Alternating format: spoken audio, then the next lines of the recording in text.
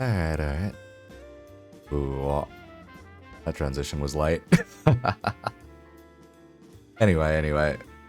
Simple question to start. Feel free to introduce yourself. Go ahead. Oh, hey guys, I'm Lou Zarr. I'm the loser VTuber. I'm a villain with really great hair, and on occasion, you know, every once in a blue moon, I have tentacles like that. Yeah, and that's me.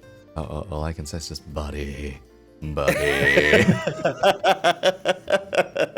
Freaking.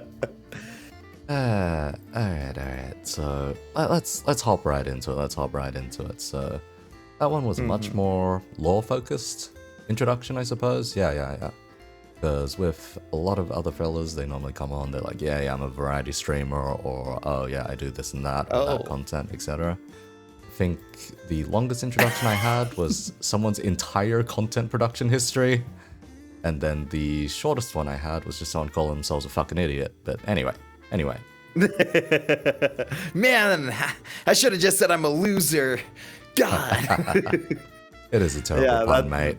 It is a terrible pun. It's a great pun. It's a great pun. Look, like, man, I used to be known as Loser, and I kept that when I went, quote, family friendly. Oh, God. Oh, God. Okay. So, yeah. Yeah. All I can say is there are three things in this world I don't do good with. One of them is spiders. The other is snakes. The last is puns.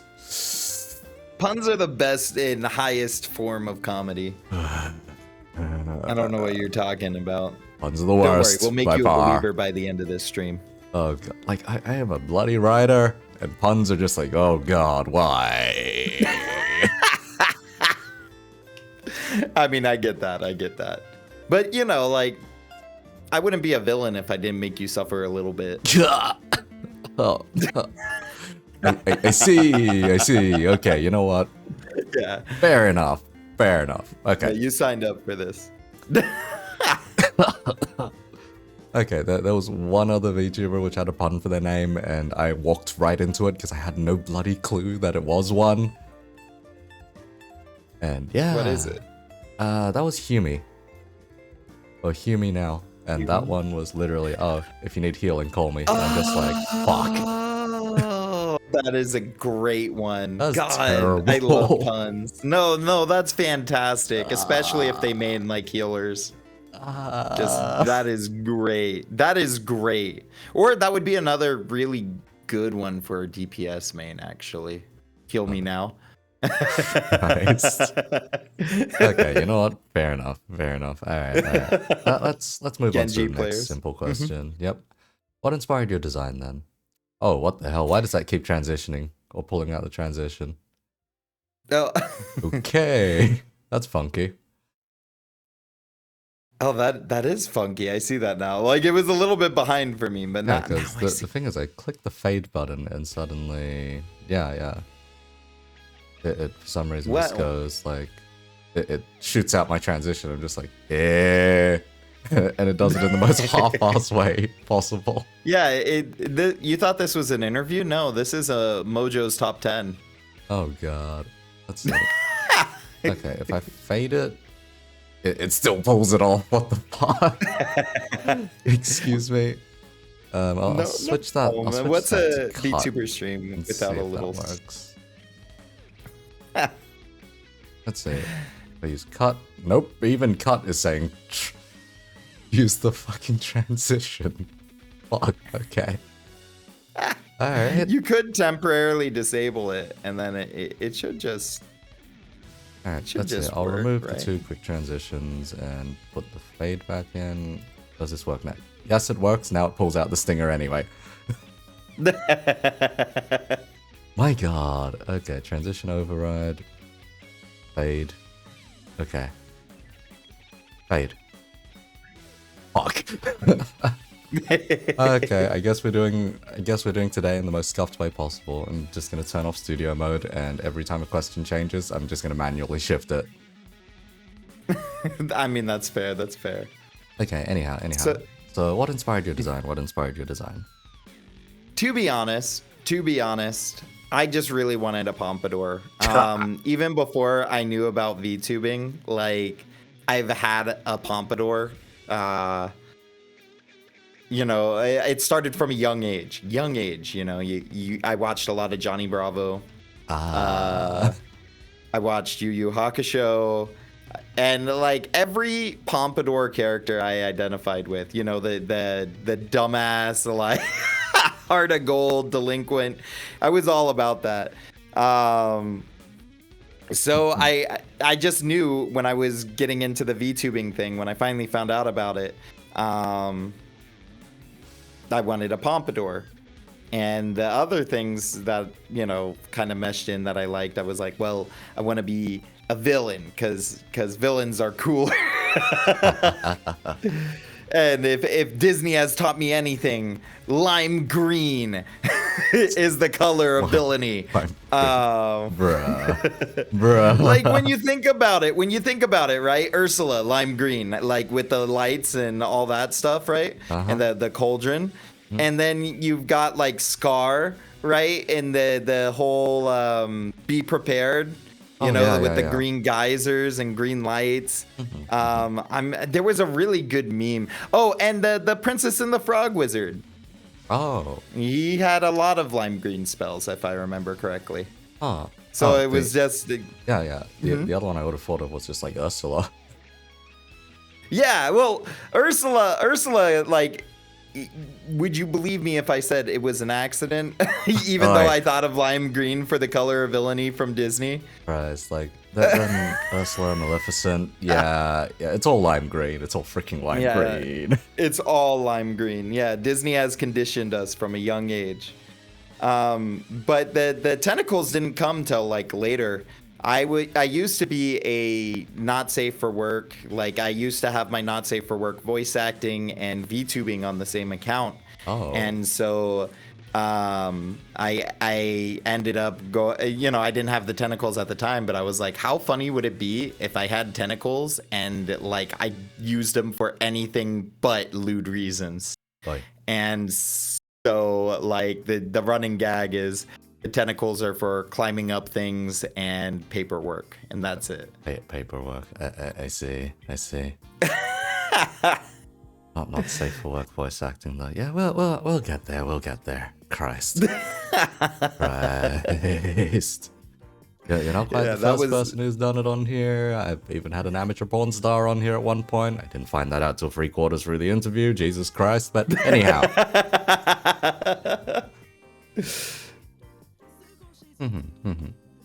Yeah, the VTuber scene is interesting. Oh, okay. So you went with those for inspiration, just villainy, pompadour. Because anytime I see pompadour, let's see. So in media, the story tends to be kid sees pompadour, kid thinks pompadour is cool, kid gets pompadour later down the line. Yeah, exactly. Or in the unique case of Josuke. Oh. I don't know which came first, the chicken or the egg, but man sees man, or boy sees man with pompadour, help him out when he's sick, finds out years later that man was actually him. So yeah. I don't know what came first, the chicken or the egg, but it happened. It did happen. Yeah, Josuke's case is just like bruh. Yeah, Josuke is wild. Okay, I'm trying to think of the other pompadour characters that are just sitting around in anime. There's the Space Dandy guy as well. Space Dandy, Kuwabara, you've got Bulat, Bulat had a majestical pompadour. It was in the shape of a heart. You had Wooden Sword Ryu from Shaman King. You had God, there's so many. There's literally a character that lives for an episode and a half with a pompadour in Attack on Titan. Oh, that guy. Yeah. They're all over. They're all over. But they usually don't live or stay in the anime for that long. And pompadours seem like they would be hell to animate. Like, I don't know. There's also... Yeah, no. It was hell to find someone to rig it and draw it, because they had like literally I asked my art mom. It was funny because I had been turned down so many times because one of my prerequisites was, and I kid you not, this was literally what I told the people who were doing my or who I wanted to do my model. I was like, hey, so I want my pompadour jiggle physics to put Hololive booby physics to shame. And my VTuber mom, who works hand in hand with a rigger, my VTuber dad, she's like, I don't know how we're gonna do this, let me ask, because we'd love to try. And so they messed around and they're like, yeah, I think we can get this to work, and I am extremely happy with this pompadour. So. Okay. Fair enough. So, yeah. Let's hear more about that then. So, what was your model process like then, in which case? Honestly, for me, it was pretty much hell. It was pretty much hell, and only because I'm really picky. Okay. I had an okay first model. Like like I loved the artwork for it, but I didn't love it as a VTuber model, if that makes sense. Okay. And it was rigged really stiffly, and it was really like it was really difficult to really feel in tune with my model. So the second time I went, I was extremely picky, and I started looking through. And I don't know if you know this, but a pretty big, I don't want to say a problem, but a bump in the road for male VTubers is finding someone who can draw draw a guy.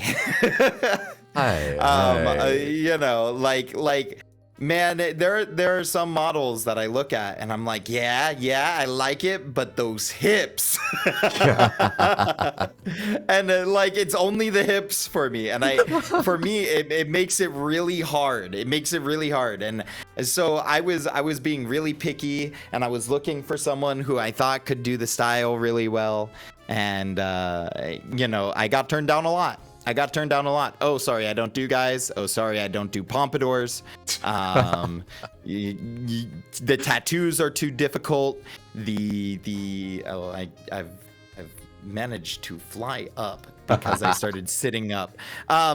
You know, it was. I'm not gonna lie. It was pretty frustrating. Everywhere I went, I would get turned down. So like when I found someone that I liked who is willing to do it and they said I would love to try, I was like, yeah, let's do it.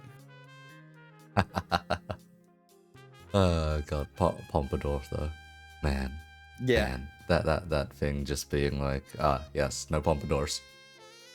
It's crazy. It's really crazy. And some people, I don't know how they like. They're still like better drawers than I will ever be in my lifetime. I'm not dissing their art style, but there are some people who draw pompadours looking like a flat tire. Okay, for me that drives me nuts. Like a flat tire. Because the most common way I've seen it drawn is more like a freaking beaver tail, basically. Oh, you mean like Josuke's? Josuke's looks like a giant beaver tail. Yeah. Or corn on the cob, like Mondo. Oh, yeah. Fair enough. Yeah, his hair looks like corn on the cob. Let's see, like, myself, I kind of just had the funny thing of, let's see, so originally I had this character designed as androgynous, and that was actually a good chunk of the references, actually. A lot of the references. It's why when I swapped to short hair, it's slightly more difficult to tell. Slightly. Only slightly. I mean, shoot. Yeah. That's good enough. yeah. Only slightly more difficult to tell. There's no ridiculous boober. But for whatever reason, yes, this one has a lot of hip. Jesus Christ, this has a lot of hip. Yep. The hips don't lie. Oh boy. But yeah. Every artist I sent the reference to just straight up draws it as a chick, and I'm just like, I see. Here we go again. Rolling the gotcha. So far it has been, I think, maybe only 5%. A bit more masculine. That was about it. Everyone else is, yep, that's a chick. Let's go with that.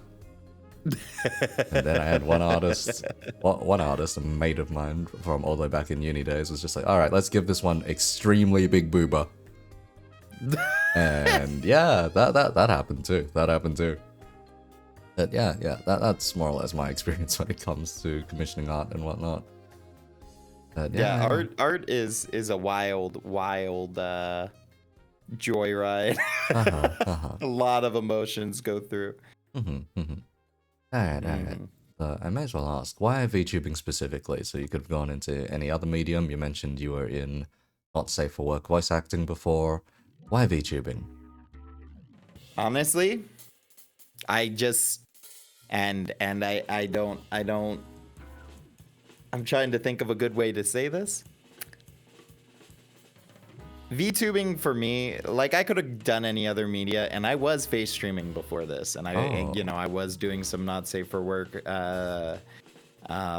voice acting, but for me, VTuber just had a lot of perks. Being a VTuber had a lot of perks that the others, the other sources did not. And for me, like the biggest plus is I never have to worry about getting swatted, or it at least makes it significantly more difficult. That's my biggest thing. And second, I just really like anime, right? I really like anime. For me, like, I always joke around, and because you know, my brother's a pretty big furry, and he's like, man, why do you pay $2,000 for a model? And I'm like, man, this is my fursuit. Let me have it. It's just a personification of me in anime. I really enjoy it. I think that the VTubing scene is definitely the maybe not the future of content creation, but it is definitely a major style that's up and coming, and that's just because of the simple fact that, you know, you get to be a character, you know. Oh, yeah. You don't have to like, for me, I'm myself, but I'm like an exaggerated version of myself, if that makes sense. Okay. So and I don't have to feel like I'm being fake, because I'm being me, but I'm also like, this exaggerated version of myself is the way I see my VTuber, and that for me it's a lot of fun because of that. Okay. Because let's see. For that particular logic, I think there were two films, or two anime films that kind of covered this kind of stuff, I suppose. One of them was Summer Wars, all the way back in the day. Yeah. And the other one was just Belle, which was the more recent one, which is literally just Beauty and the Beast. Done really weirdly. Belle is so relevant to VTubing that it kills me. I was watching it with my girlfriend in theaters, and we were just like, oh no, they got the Dox Ray! Okay, because I pretty much, let's say for me, I was watching it in VC with a bunch of other VTuber mates, and but we were just laughing at the stuff that seemed a little too relevant. Yeah. Essentially, it's just like, yes, this guy has the power to dox. Huh. He's a L33TH4X0R.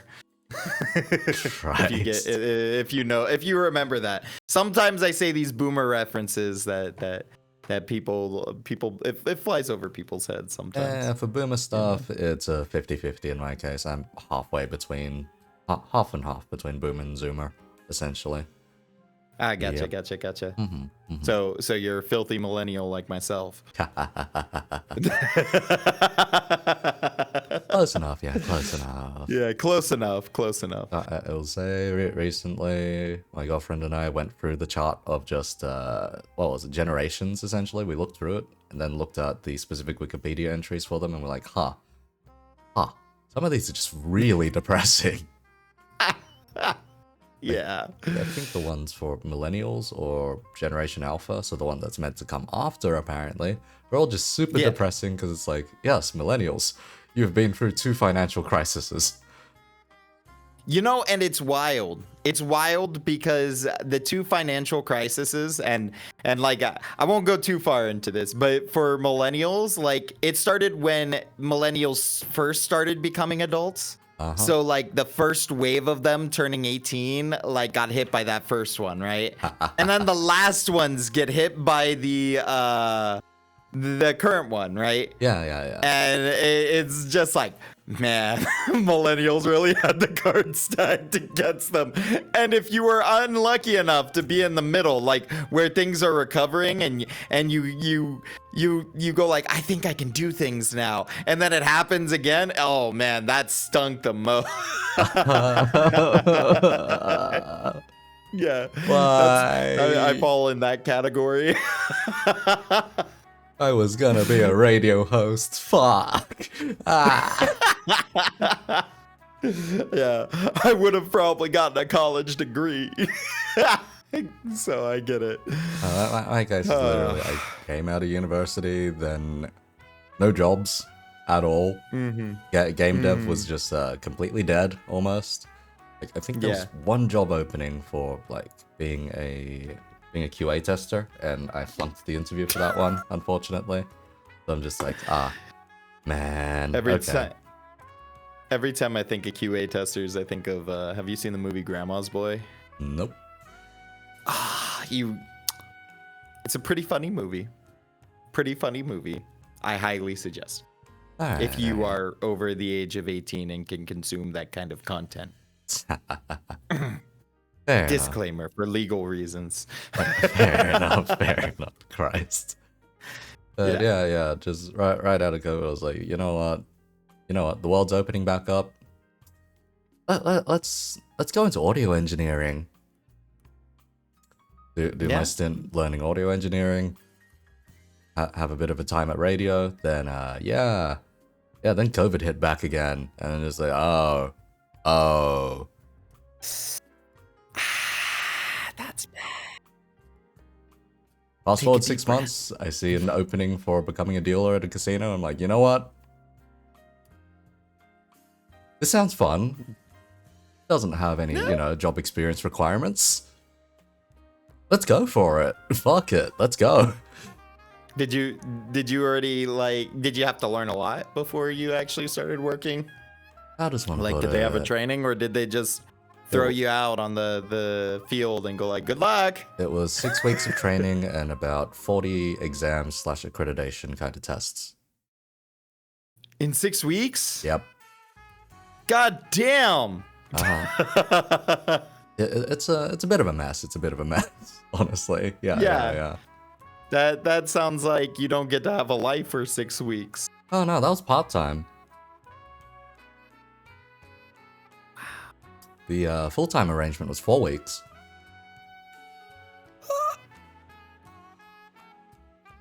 Damn. Yeah.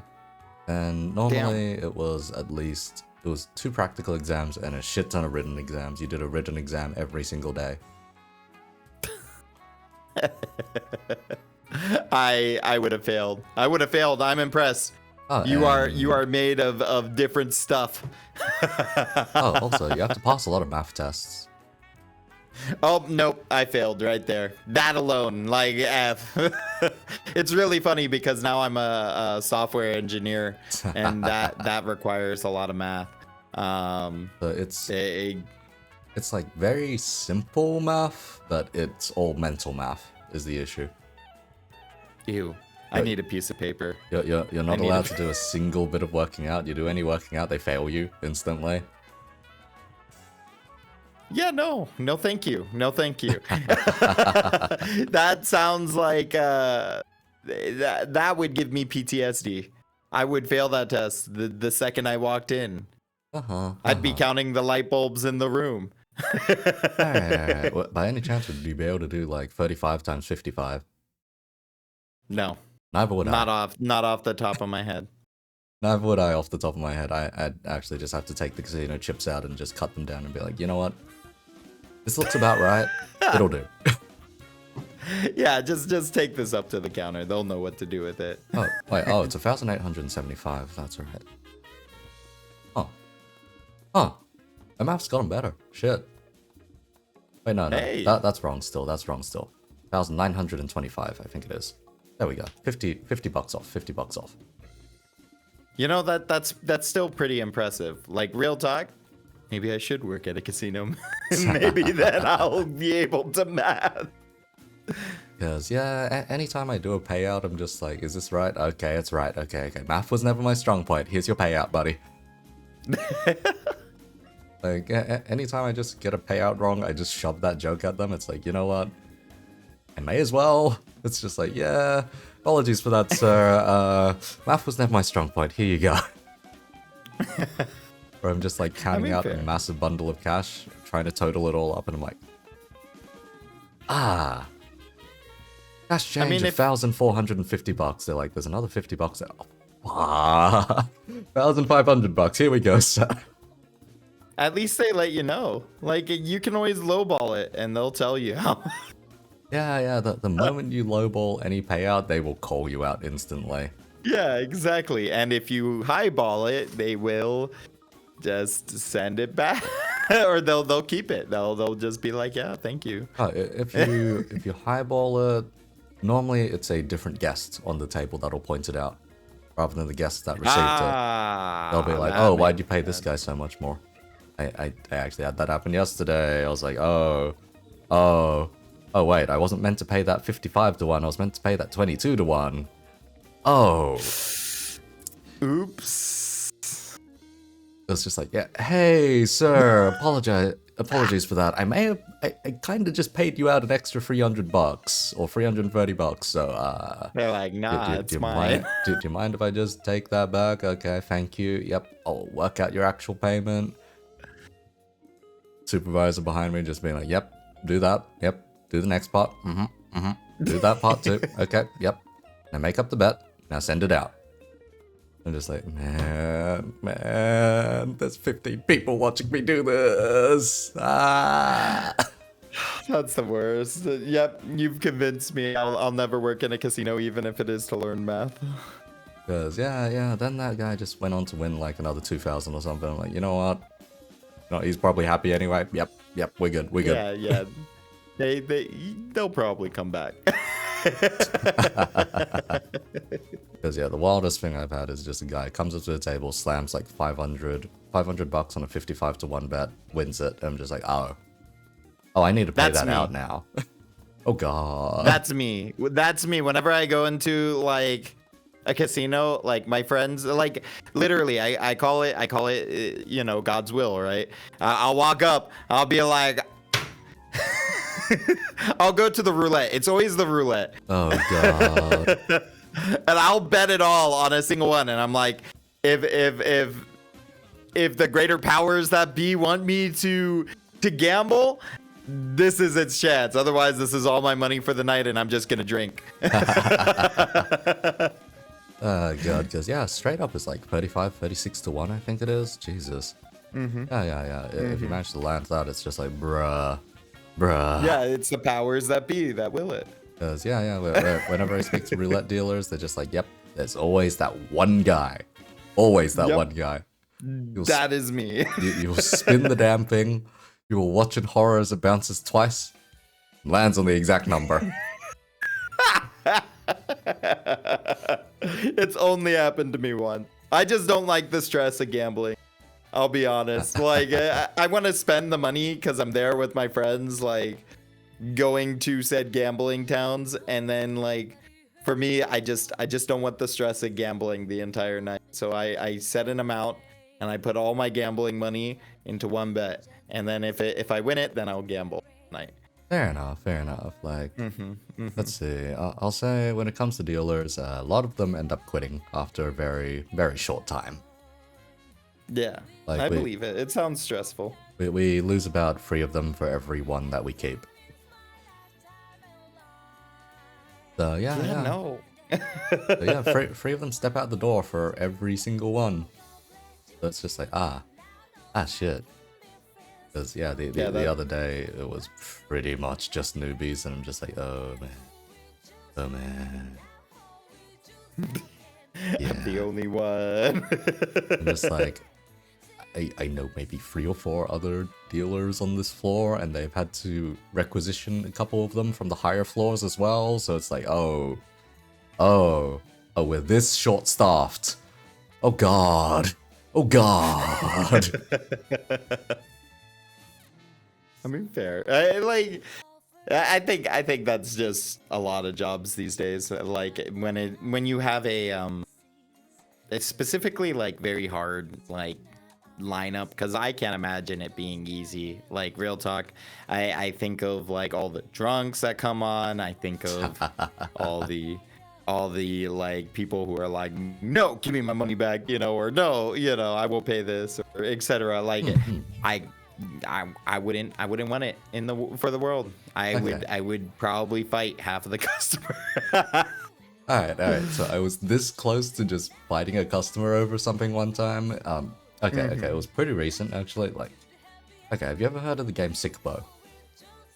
No, never. Okay, it's a very simple dice game. You have an automatic dice roller that rolls 3 dice. You call out the numbers, and then based on the combinations, people win a certain amount of money. So, like, if they bet on a 5 popping up, then they'll win 1-1 on their bet. Or if they bet on a combination of, like, 13 or whatever, it's different odds, etc. Very easy game to deal. It's the one that they barely give you any training for, and they're just like, okay, you're on the floor now. You may have gotten a sick bow shift. Good luck. If it happens, it happens, essentially. And I have given away a sick bow shift recently because I wanted to be on holidays. I just went up to a mate that I just know as the gotcha man at this point, and he's like, okay, oh, Monday, June 6th, you want a sick bow shift?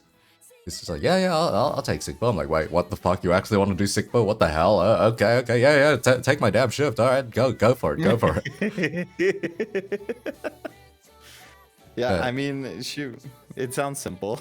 yeah. So, okay, there's this. So it's starting to get crowded at the sick bow table I'm dealing at. I'm like, man, I don't like dealing this game.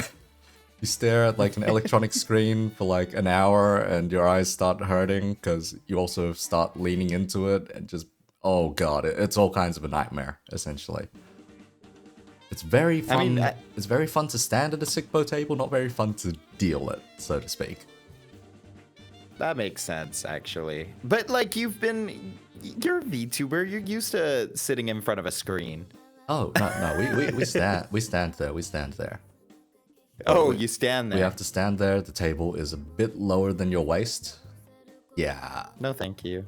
Yeah, it's like roulette tables are taller, too. So roulette tables are a good chunk taller. So yeah, it's not great. So okay, it's starting to get crowded. Sick bow is a bit of a mess when it starts getting crowded, mainly because people start disputing who owns what bet. Yeah. Like, on roulette, you can use colored chips, so everyone just has their identifier of what chip they're using. Like, some guy will say, oh, I want mint green. Okay, you give them mint green chips, you set it up as, like, $5 or $25 chips, and you're like, okay, yep, sorted. So we know that anytime that guy bets, it's mint green.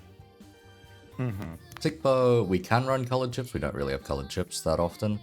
So what ends up happening is this old lady comes along, and she sees a bet specifically on 13, and 13 pops up.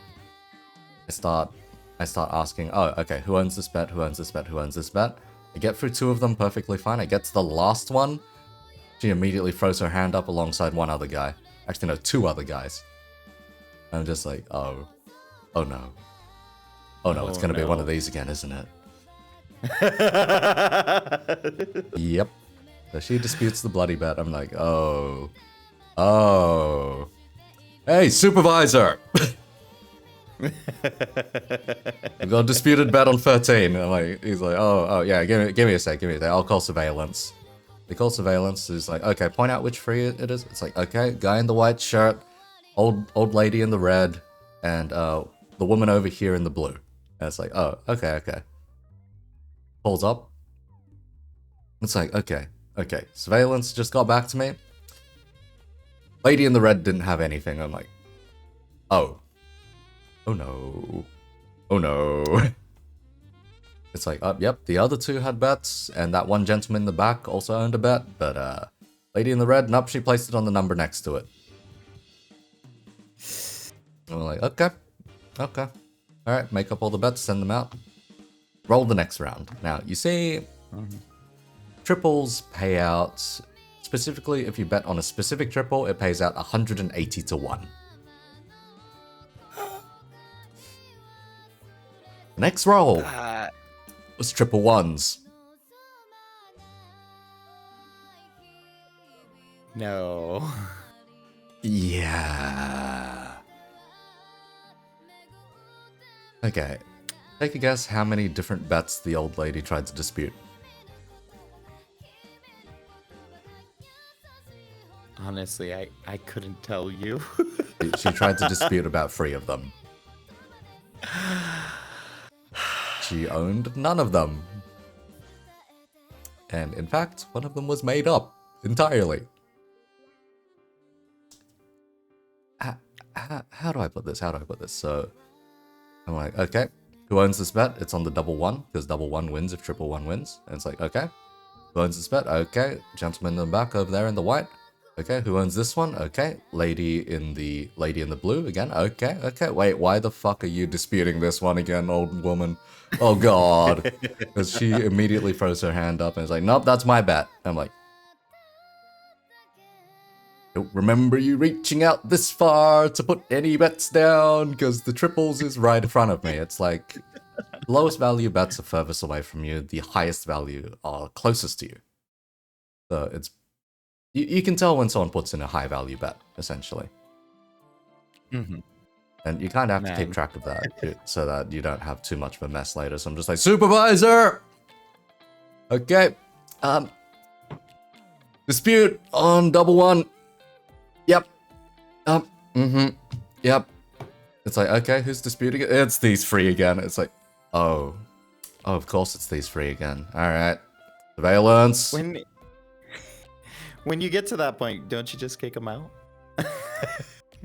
Unfortunately, we can't. We only can if they start doing irresponsible gambling, pretty much. Yeah. But that is irresponsible. No, it's not particularly... Irresponsibly annoying. It's like, okay. Alright. Yep, it belongs to the lady in blue. I'm like, okay. Makes up the bet, sends out the bet. Alright. Problem solved. We get to the specific triple line. So, triple one, paying out 180 to 1. It's $10 there, there's $5 there. Old lady puts her hand up again, disputing the $10, because of course she wants $1,800. Yeah. Supervisor is only taken 2 steps away at this point. Supervisor! Dispute, specific triple. Supervisor just looks at me, it's like, should I just stay here? I'm like, nods. Yeah. Yep. That's what I would have done. Calls up surveillance. Apologies, this is pit 6 again. Supervisor, blah, blah, blah. Yeah, sick bow table, same result, triple one. Yep, yep. Okay, yeah, no, the old lady didn't place the bet again. Okay, it belongs, so $10 belongs to the lady in blue, and $5 belongs to the guy. Okay. Alright, sweet. Okay, dealer, make those out, send them out. I'm like, alright, easy. We then get to the any triple. I'm like, okay, who owns this bet? Okay, who owns this bet? Okay, good. Okay, I've identified who owns the 2 bets there. Alright, sweet.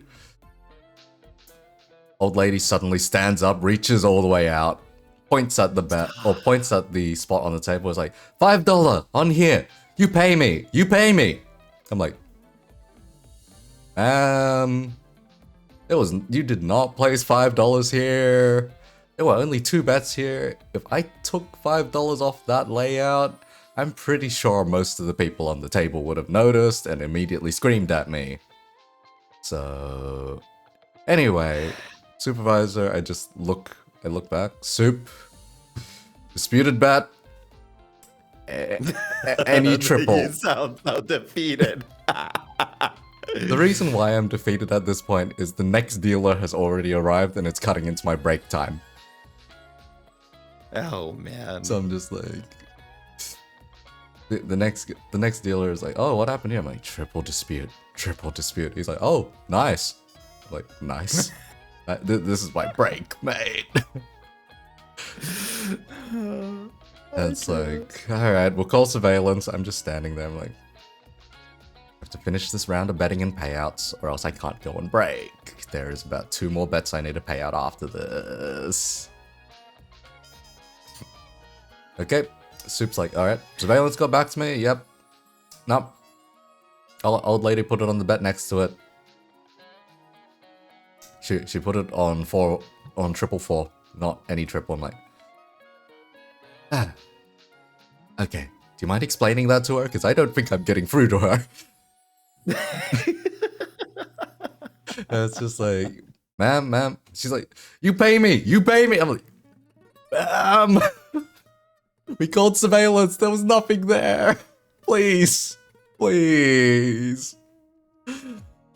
I pay out the other 2 bets. I'm like, okay, buddy. Have good luck with this table. This old lady's gonna give you hell, probably.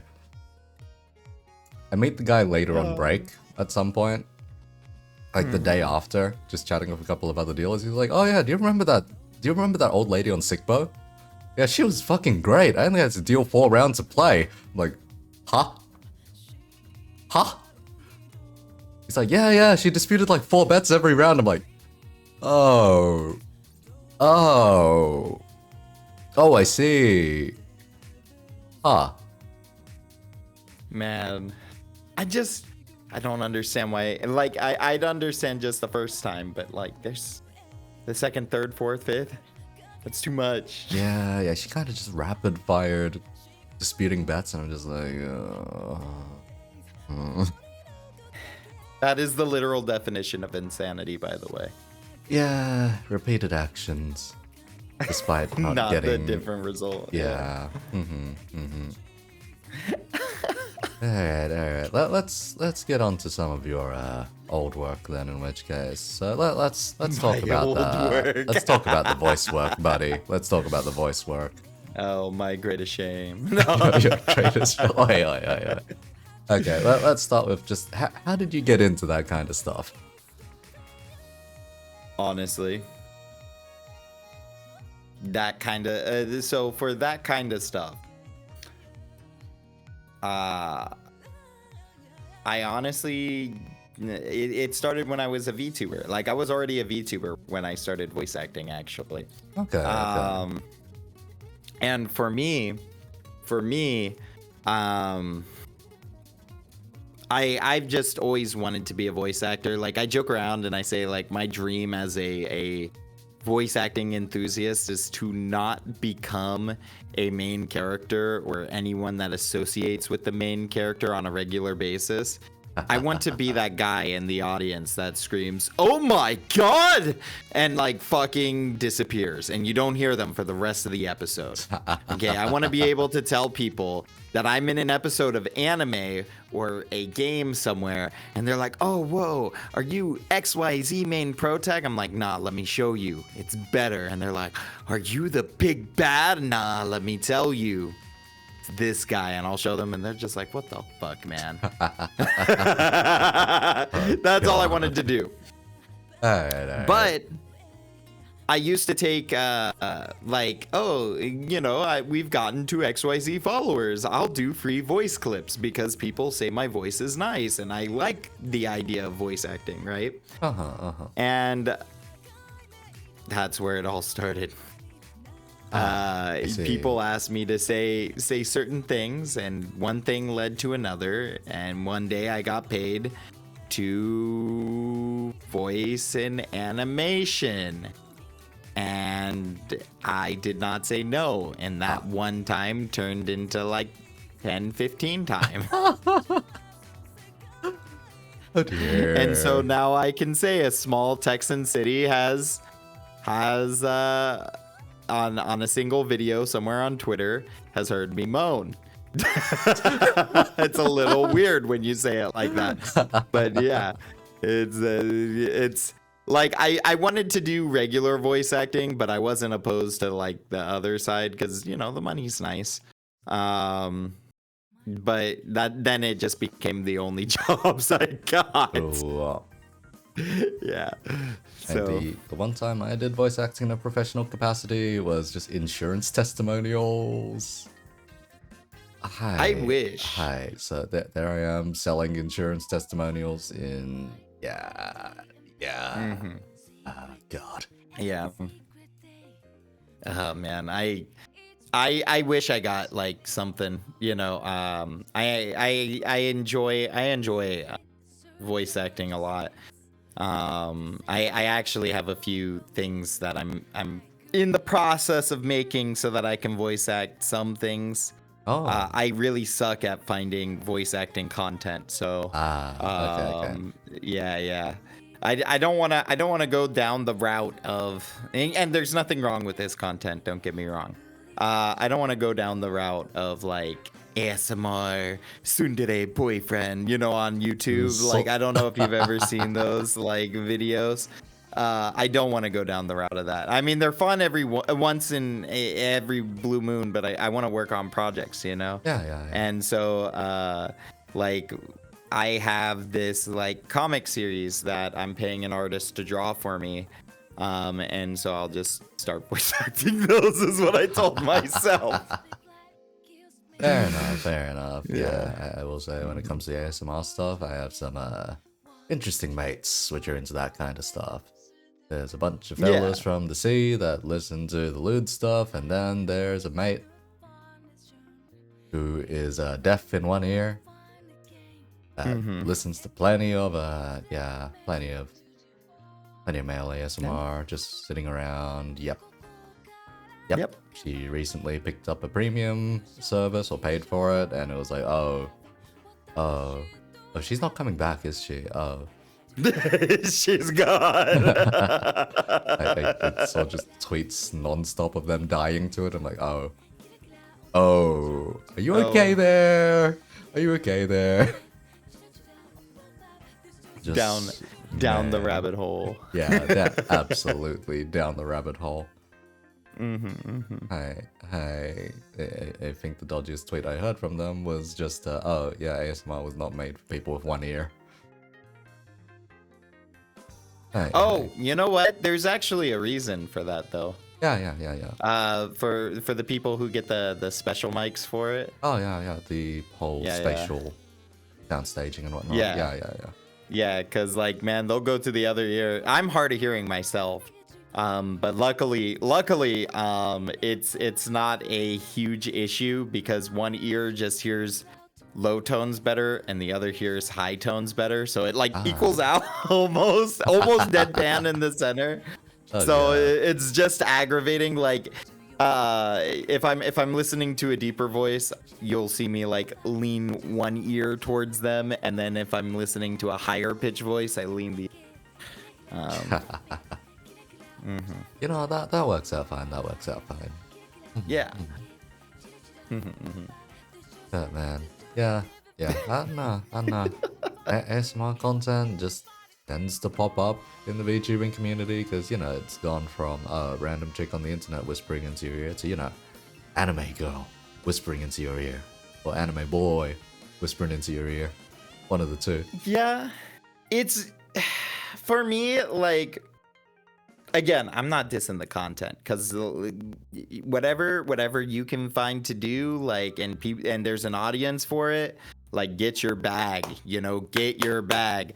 But for me, like, when I record stuff like that, it hurts me inside. Like, I have to take multiple takes because I'm laughing where I'm like, like some of these lines. Oh god. Yeah. So for me, it's just really hard. Like, I had a TikTok that people really loved, and it maybe not loved, but it did better than my usual TikTok. And it was just like, oh, your dad doesn't like you? Well, you can call me daddy. And like, it just, like, I had to take so many takes of that because I was just like, oh, I need to take a shower. That's filthy. Oh god. Yeah, that is. Yeah. Oof. Just oof. It was funny though. Nice.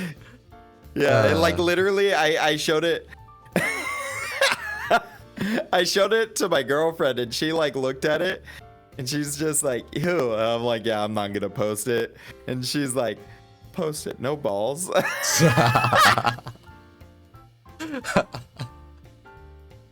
Oh god. Oh yeah. I'm just likely not gonna go down that route because I've already heard some dodgy things happening when it comes to my voice here and there. So I'm just like, you know what? I'm just not gonna enable that. Yep. Yeah. I mean, like, the not safe for work thing, it's not a bad thing. But for me, it's definitely it's one of, I don't want to say it's one of my regrets because a lot of people like it. And I'm very grateful for some of the people that it's brought to me, but like, I feel like you always get labeled as that one person who did that one thing. And for me in specific, I don't want to be labeled. for that, you know. I like when I do content, I want people to come in and like see me like playing around and like be there because they think my personality is goofy, not necessarily because, you know, my voice is up their alley or something. It sounds weird. Believe me, I've had some interesting incidences at the casino where it's just like, so pretty much every supervisor will recognize me immediately by my voice, if nothing else. Because I'm the one bastard which calls his game properly. A good chunk of the other dealers are either very quiet in calling their game or just very lazy and don't call their game at all. Me, I'm just out there shouting like crazy, so yeah. People notice when there's a big bet that's just suddenly won. It's just like, oh, yeah, okay, 4 the player, 6 the bank, okay. 5 the player, alright. 5 the player, bank wins, 6-4. Or 6-5, alright. Big Tiger wins. Everyone suddenly perks up, and then you see half the casino start moving over. I'm like, fuck, I did it again, didn't I? Okay. Here we go. Here we fucking go. And it's like, alright. Alright. Could be worse. Could be worse. I have 40 people around my table now. Alright. Alright. Guess I'm gonna continue shouting. Sometimes that's happened for whole shifts, though. 8 hours of shouting. God, my throat hated me after that. Actually, no. My throat hated me after Easter weekend, because that was 24 hours of shouting over 3 days. No, thank you. No, thank you. Yeah. Yeah. I've been told my voice like projects across a room, which it doesn't help because I am hard of hearing. And I was a teacher's aide, so I'm like used to yelling. Oh god. Okay. And then on top of that, I was in a deaf household, so like yelling is of the norm. And so like a lot of the times I'll like it's because deaf people can't hear how loud they're being, and so because of that, there's no normal like tone, and so the noise just gets louder and louder, and y'all are laughing, the neighbors can hear you, and you know. So a lot of the times I'll go out in public and I'll like laugh, and my girlfriend's like, babe, you're talking in all caps, and I'm just like, I see. That makes sense.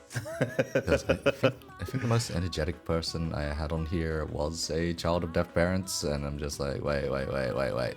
In terms of timing, this is like 3 or 4 a.m. for them, and it's like, oh, hold on a second. How are you being this loud at this time? And all she had to say was, oh yeah. Coda. I'm like, oh. Coda, yeah, child of deaf adult. Yep. Sign language is a powerful tool too, if you know it. The particularly funny thing I found about this one was just, she was a musician as well, so it's a pretty common thing with Coda kids, actually. Really? Okay. Yeah, I know a lot of Coda kids who went into music, either self-taught or like I play the trombone.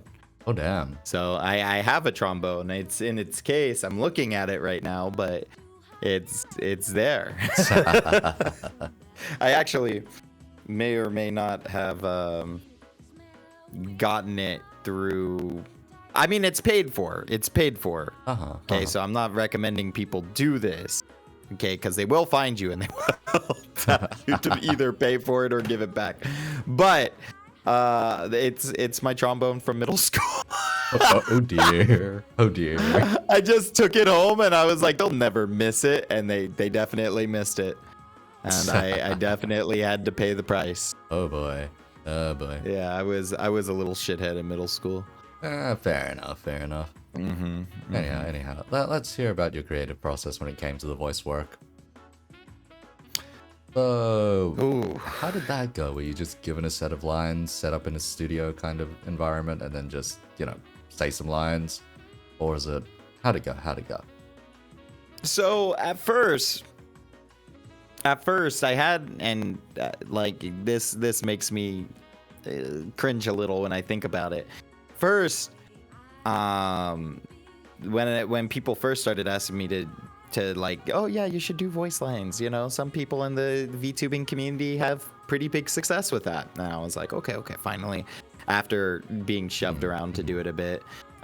So like I started, believe it or not, with my iPhone 7 under a blanket. Oh wow. I shit you not. That's how I started. And I was like, hey, you know, like actually this is kind of fun. So I ended up getting a Yeti. And doing the same thing, just going under the blanket. And then, you know, as time went on, you know, like I slowly, I got into better conditions in which I could like actually do some voice acting work. I bought some soundproofing panels. I bought 2 AT2020s, and damn. I bought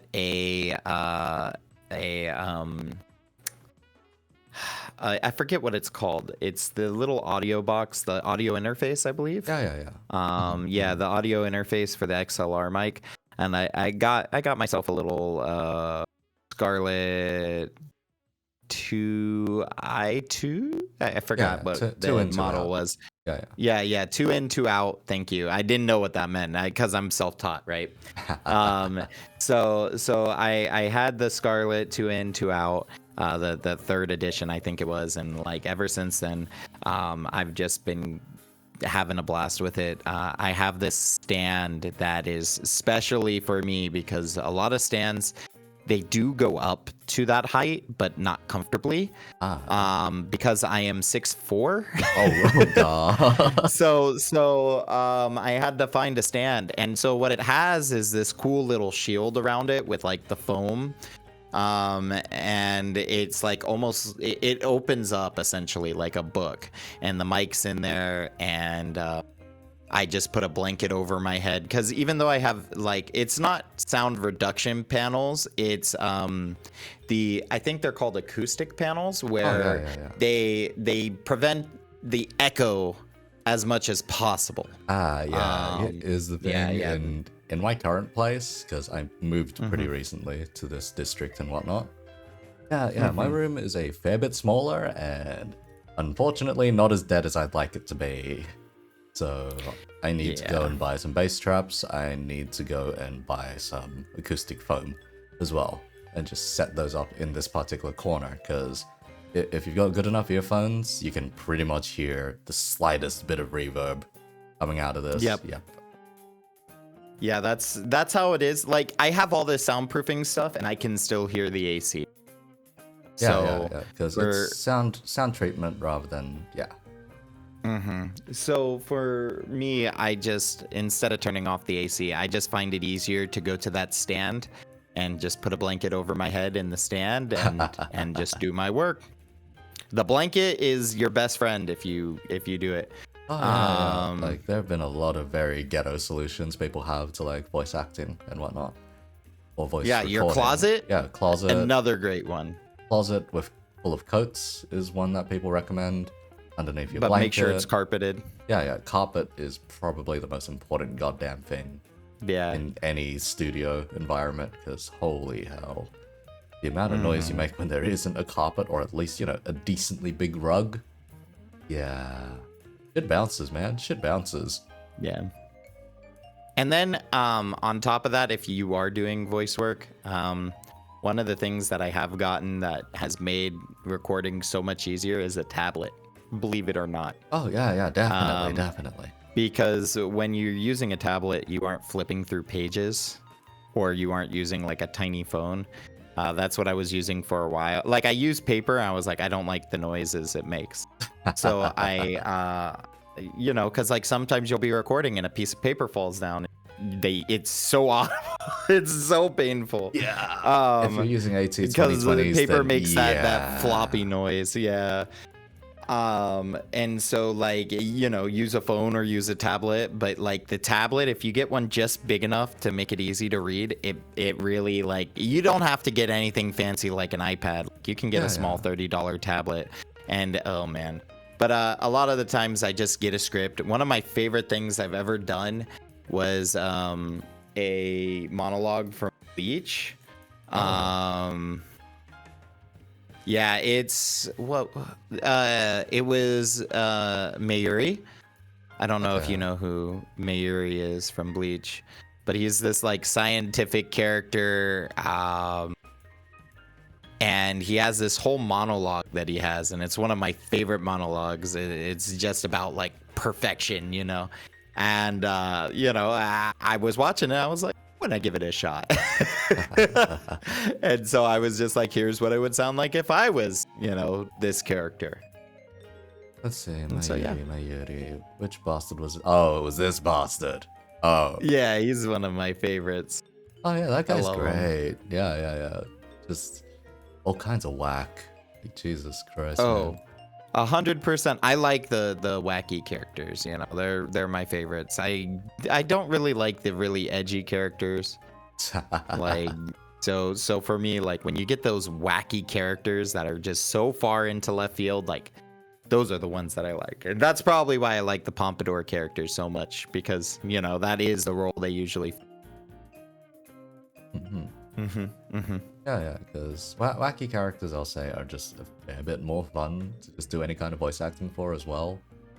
Like, man, like, if I have to point out, like, one of my favorite tropes when it comes to any kind of media, it's refuge in audacity. So that's where someone just comes up to you, suddenly declares that something is really fucking urgent, then runs the fuck off with whatever. Yeah. That's probably one of my favorite tropes, and you get most of the wacky characters through there. Yeah, I very much agree. I think they're just more entertaining. They're more active. They're more,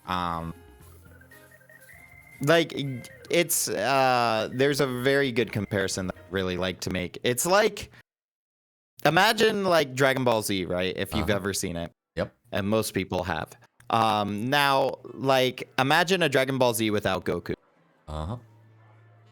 It just doesn't exist. Yeah, like, the characters would have no reason to fight together. Goku is the one active wild character. He's the wild card, right? And I'm not saying, like, there would be no Dragon Ball Z without him because of that. Like, or because, you know, because Goku is the main character, because obviously, you know. But there would be no Dragon Ball Z without him, because all the other characters would just do their own thing without him. They literally would have no. Like it was really funny when you looked into, if you ever look into like the creators like mindset, he was like preparing to shift it over to Gohan as the main character and have like kind of this generational thing, and then he's like, nah, I can't do that. I don't know how to get this to work. Then so that's why Gohan became like this forgotten side character. After having so much development. So it's just kind of the way I like to think of it. But yeah, the creative process, in short, just do something. It's easy to get inside your head and go, this is stupid. Nobody wants to hear this. Why should I do this? You know, this is dumb, you know, or like nobody's gonna like it. You know, that little voice inside your head, ignore it, literally post something. And success, and you know, you're doing it for a hobby. And if you're doing it for a hobby and you remember that, like, it doesn't matter what that little voice says, just do it. You'd be surprised by the results. Pick up a YouTube video. We're in the age of information, guy. You can learn anything on YouTube. Yeah, you can. God, my parents had shoved that particular logic down my throat. They were like, oh, yeah, you can be a handyman. Go learn how to repair a window. I'm like, oh dear. Yep. Yes, so there I am, Googling how to work a pulley system for a window. Yep. Man, windows are needlessly complicated. Depends on what kind of window. Like the windows for cars, not that bad. Yeah, if they're windows older. for cars aren't too bad, but like a regular window in a house, you realize, oh wait, the window frame, that whole thingamajig is meant to just cover up the entire mechanics behind it. You have to remove that first, and then you have to make sure that the internal walls are. Oh god. Yep, it's a pain. It's a pain. Yeah. I'm not a fan of doing it for like manual labor stuff like Windows, but I could definitely learn how to do anything if I have the sufficient materials. Fair enough. Fair enough. You know, maybe besides obvious things like being a doctor or a nuclear physicist.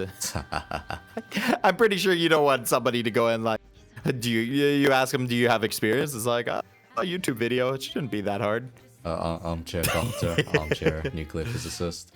I think the main one that you see around very often is any kind of, keyboard warrior, basically. Yeah. It's just like, I could take this guy in a fight. Look at this shit. Like, man, this guy's so tough. Look, I could throw punches like that too. Oh god, yeah. Like, people are wild. All I'll say is fighting is a messy affair, especially any kind of street fight. If you go into a street fight, get prepared to be shanked. You're not coming out of that without any injuries. That's just how it is. Yeah. I've always had the benefit of just being tall, so no one ever really messes with me. Like I don't even realize how nice it is until like I say something like, "Oh yeah, let's go for a walk," and they're like, "It's 9 o'clock," and I'm like, "So, someone will mug us." No one's even looked at me like they're gonna mug me. I've had talks with people at 9 o'clock at night, like just walking around. Yeah, I'm about, let's say, 5'7", 5'6", around that. 170 centimeters, 172. And yeah, the funny thing with me is I just keep getting mistaken for a girl these days. Because, you have a mask on, if you have a certain kind of body shape, it kind of looks pretty funky, and then you have a ponytail, so people are just like, oh, that is clearly a chick, right? Right? Questions it for a moment, says fuck it, just does a wolf whistle anyway. I'm like, yeah, buddy. We're in this district, what are you expecting, mate? I'm gonna tell you now, on a Friday, Saturday, or Sunday night, you are more likely to run into a drag queen than you are into an actual chick on this bloody street. Like, hey, maybe that's their thing, I don't know. The amount of like gay pride flags and all that we've got around here, Jesus Christ. There is one every other building, and then our post boxes are painted in those colors. Like, the Australia Post receiving box is just painted in pride colors and whatnot. The ATMs are, we don't call them ATMs anymore. They are gay TMs. That's right. They got like fairy lights on them. They're all fancy colors. Yeah, this place is real into that kind of zone of things.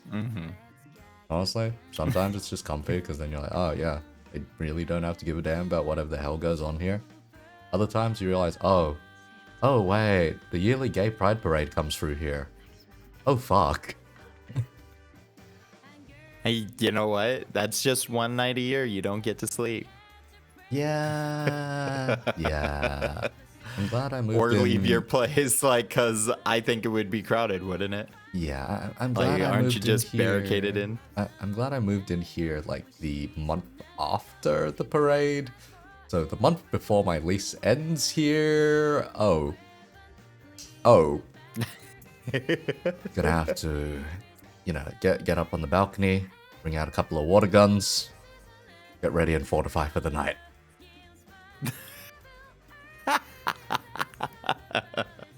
Because I am, in a side alley just off of that street. It's just... People come through here expecting that kind of shit. We're ready. We're ready for this shit. I can't even imagine. Come on, make our day. Come through here. This is my alley now. We've had some weird stuff happen in this alley. We've had... Okay. So one of the more recent incidences was there was a couple arguing or something. And the guy got the guy got super pissed for some reason and decided to punch a hole in a wall.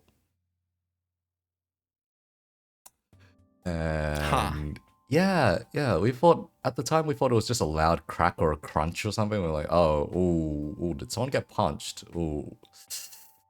Do we have to Yeah. call something? Then we just hear them walking off perfectly fine. It's like, oh, okay, sure. So the next day, a couple of mates want to go to a certain bar because there's like $1 hot dogs and whatnot, and we're like, you know what, fuck it, let's go get some $1 hot dogs. We start heading out. We go down we go down the side street. We take one look to the left, and we're like, oh, that's a very big hole. Oh, that's what happened the other night. Oh, guy literally punched his way through a plaster wall. And it's like, Jeez. well, that could have been worse. Yeah, I hate stuff like that. It's just like, man, like, I'm all for anarchy and I'm all for chaos, but like when it comes to messing up with or messing around near other people's homes, like, yeah, y'all need to respect that shit. Come on. Yeah, that's why we just have a water gun mounted on the balcony, just ready in case anything happens. It's just like, yeah, nah, shoot, get out of here. This is our territory. Get the fuck out of here. See, for me, the only time I've ever had a story with a gun in a high place is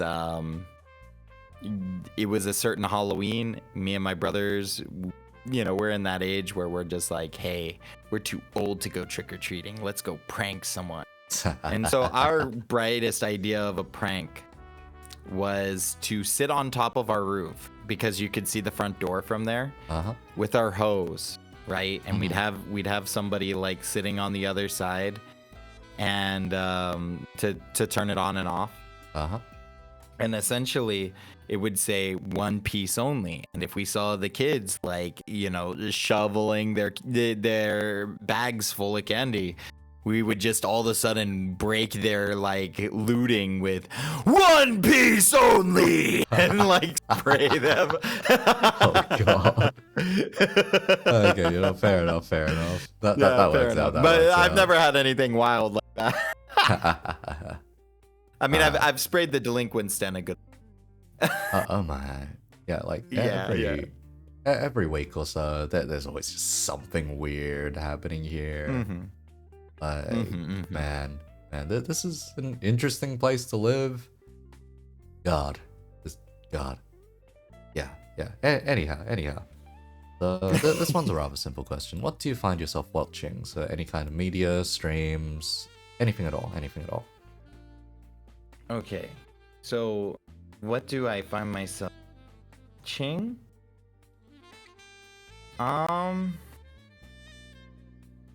Ooh. What do I find myself watching? For just streaming or all media? Just all media. I'm just making if sure. You have like some spare time, you feel like sitting on a couch or something. Spare time? Yeah. Oh, I see. What's that? I see. Yeah, me too. Yeah. Me too. So, I work a full-time job. I'm as I said earlier, during the day before my villainous activities, I'm a software engineer. During the night, I am a content creator. A lot of the times, so recently I've been cutting back on content a bit, just because like I didn't have free time, right? But nowadays I find myself kind of sitting and I like watching like a bit of Netflix or Crunchyroll for a certain anime. But for me right now, I watch a lot of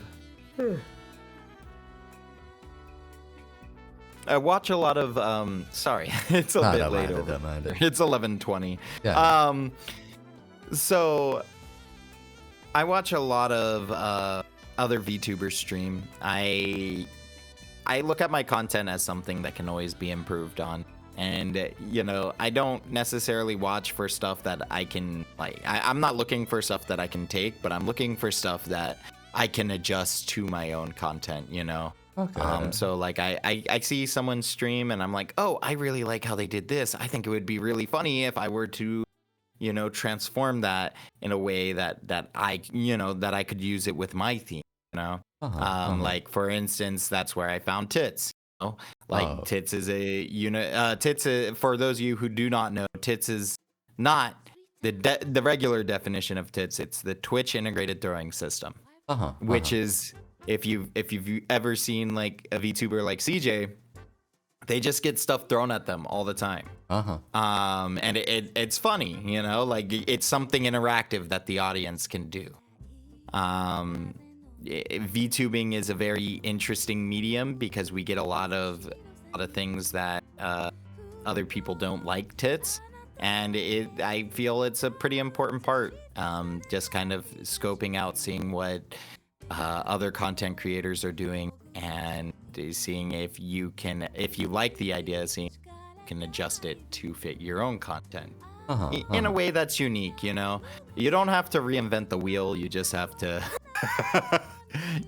make it different. Yep. Like imagine, you know, like IRL's... maybe a wheel with a spike. Yeah. Imagine an IRL streamer trying to use tits in some way or another. I mean, I think they could. I think they could. Also, Artie, if you're gonna throw $15 at me, I'm just gonna hunt you down and take you out for a drink, buddy. Bruh. Just bruh. See, I like that. I like that. A lot of the times, whenever someone like donates to me, I'm just kind of like, man, you don't have anything more important to spend it on. Also, I'm just gonna say, Artie. You're gonna give a loser. Also, I'm just gonna say, Artie, go fix your paper owl. I saw your full name, buddy. Oh god. No, just ignore it. As VTubers, we have 2-second memory retention. The thing is, I can't really ignore that one because that's my same fucking last name, and I'm like,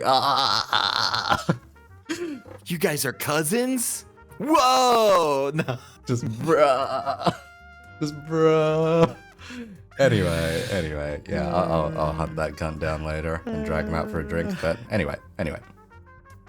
Alright, so simple question down. Simple question that a lot of people take very philosophically for some reason. So, what does content creation mean to you then, in which case? Content creation is whatever you want it to be.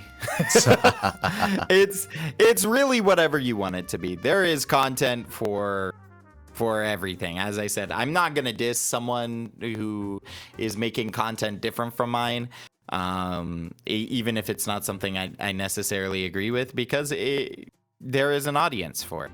I don't really think they're, you know, like, as long as you aren't affecting other people's like personal like liberties, I think you're fine. You know, for me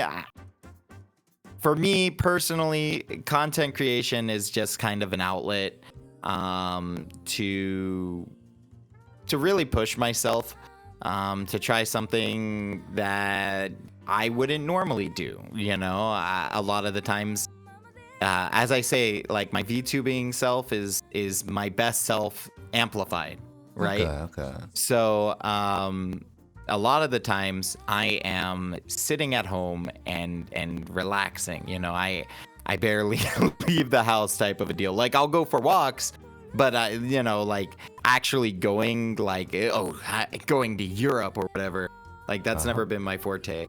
So for me, like, like getting the social interaction and seeing people every day and kind of getting the feels of just hanging out with your buddies.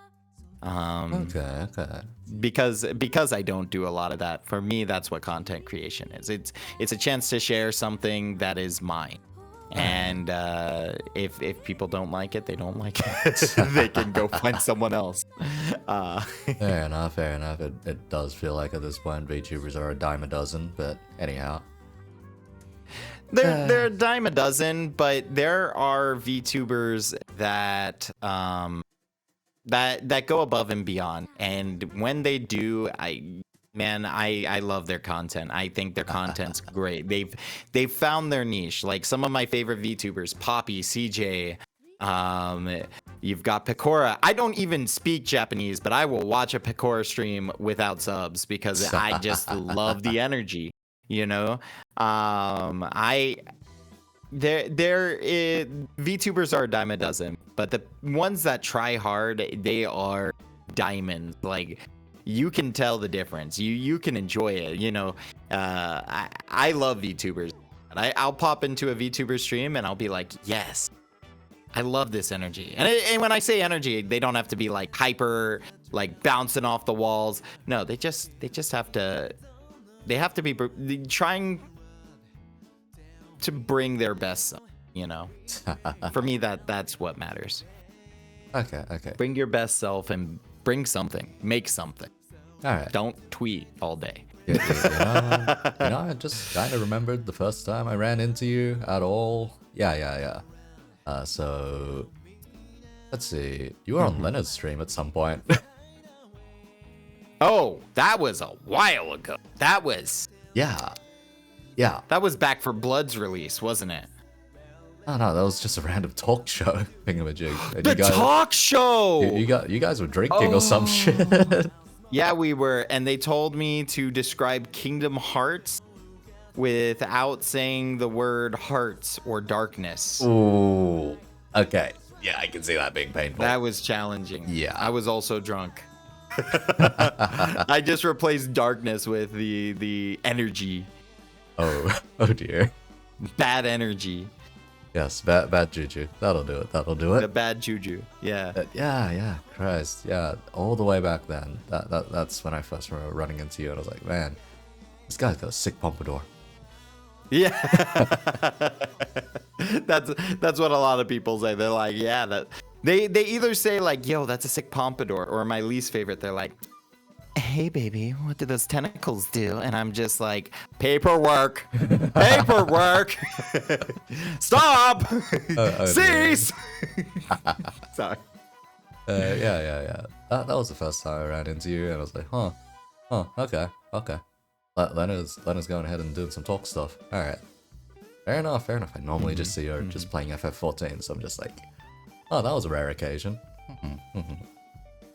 Yeah, that was actually the first time anyone had ever asked me to do a talk show type thing. I was like nervous. No one, you always remember your first. Oh god. I think this is the only one that I've been on since, other than the one that I run. It's the only one I've ever really been on. I don't count the one that I've been on. You've had some rather interesting fellas on your own list as well when it comes to just interviews. Yeah, I've been very lucky that those guys have been.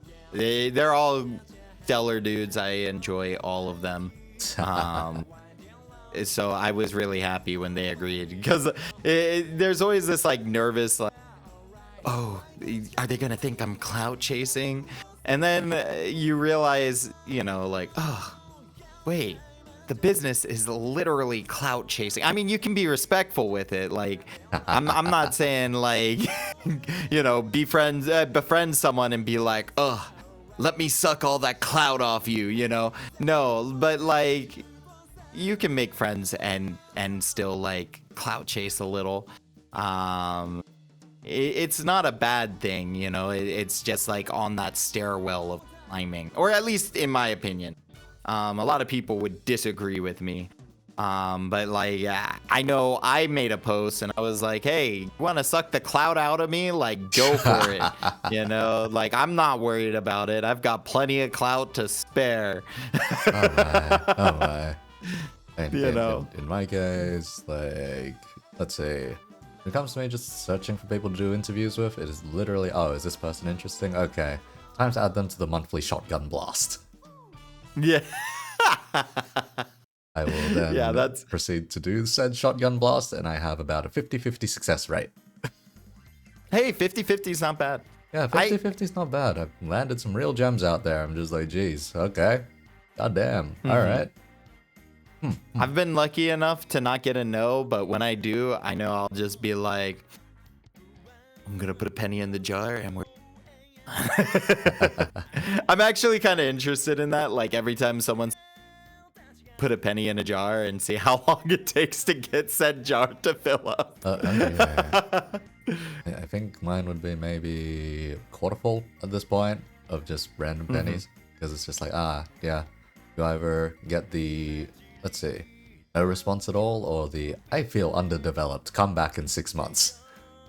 I've actually had that particular response quite often, actually, of just like, that's an inch. Yeah, of just Underdeveloped. Like they just. What does that mean? Like either they haven't done enough in terms of streaming, or don't have that much to talk about themselves. They're just like, yeah. They want a bit more time or whatnot. We've got a couple of people earmarked to just come back to, and then one of them went into NFTs, and I'm just like, oh. Nope. If I ever drag you on, I am roasting you over the fire. Yeah, I mean, like, I'm not saying anything along. Oh, you shouldn't roast them over. But like, I think the problem with NFTs comes from not enough education about it. If people took the time to sincerely and not like brutally attack someone with a blunt weapon, because like from a glance, NFTs like kind of sound like a cool idea, like maybe not realistic, but they kind of sound like a cool idea until someone sits down and goes like, okay, this is why they're bad. And a lot of the times they go like, oh, this is what they are, and they're like, yeah, and then they go like, oh, these two. Yeah, because a mate of mine, by the first model artist I had way back last year, that fella by name Cayman, guy was artist and a mechatronics engineer. That's right. And when I brought up the idea of NFTs to him, he was like, they're an interesting concept. Interesting. Yeah. Not necessarily great right now in terms of execution and whatnot, but interesting, because it's like, you know, it's creating digital scarcity is essentially what it is. It is. It's just executed very poorly. Yeah. And not only that, but the execution harms people, and like even though, you know, I'm a villain, don't tell anyone that, you know, I care, but like if you're infringing on someone else's ability happily and do their own thing, like then you're causing a and so that's my problem. NFT, you know, Yeah, it really hurts artists. It's not good for the environment, actually. Same with most cryptocurrencies. Yeah, it's pretty funny. I mean, I don't think any currency is good for the environment, but you know, in particular CO2 emissions. Oh yeah. A big topic of debate. I don't want to get too far into the talk, but I you know, I try to stay informed. I try. Fair enough. Also, I think your noise gate is either just acting up or your words are getting cut off by something else. Oh, am I getting cut off? It's probably because I was moving too far away from... Yeah, it's probably just the gate. Yeah. I like to... Because I was raised in a deaf household. One of the things is, like, I've got a lot of body language. So, like, you'll see me, like, hopping up and down, and that's because like I am actually moving around. And so sometimes I'll face away from the mic, and it's better now. Yeah, it's a decent bit better now. Okay, sweet. Yeah. Okay, yeah. I don't, sometimes my mic acts up. I don't know what's going on with it, but sometimes it'll sound a little fuzzy. There's like 102 different.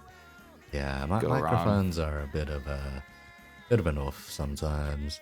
Like before, I had a bit before I had to put this microphone to the side of my head because I was just like, oh, this setup is too small for me to put it anywhere else.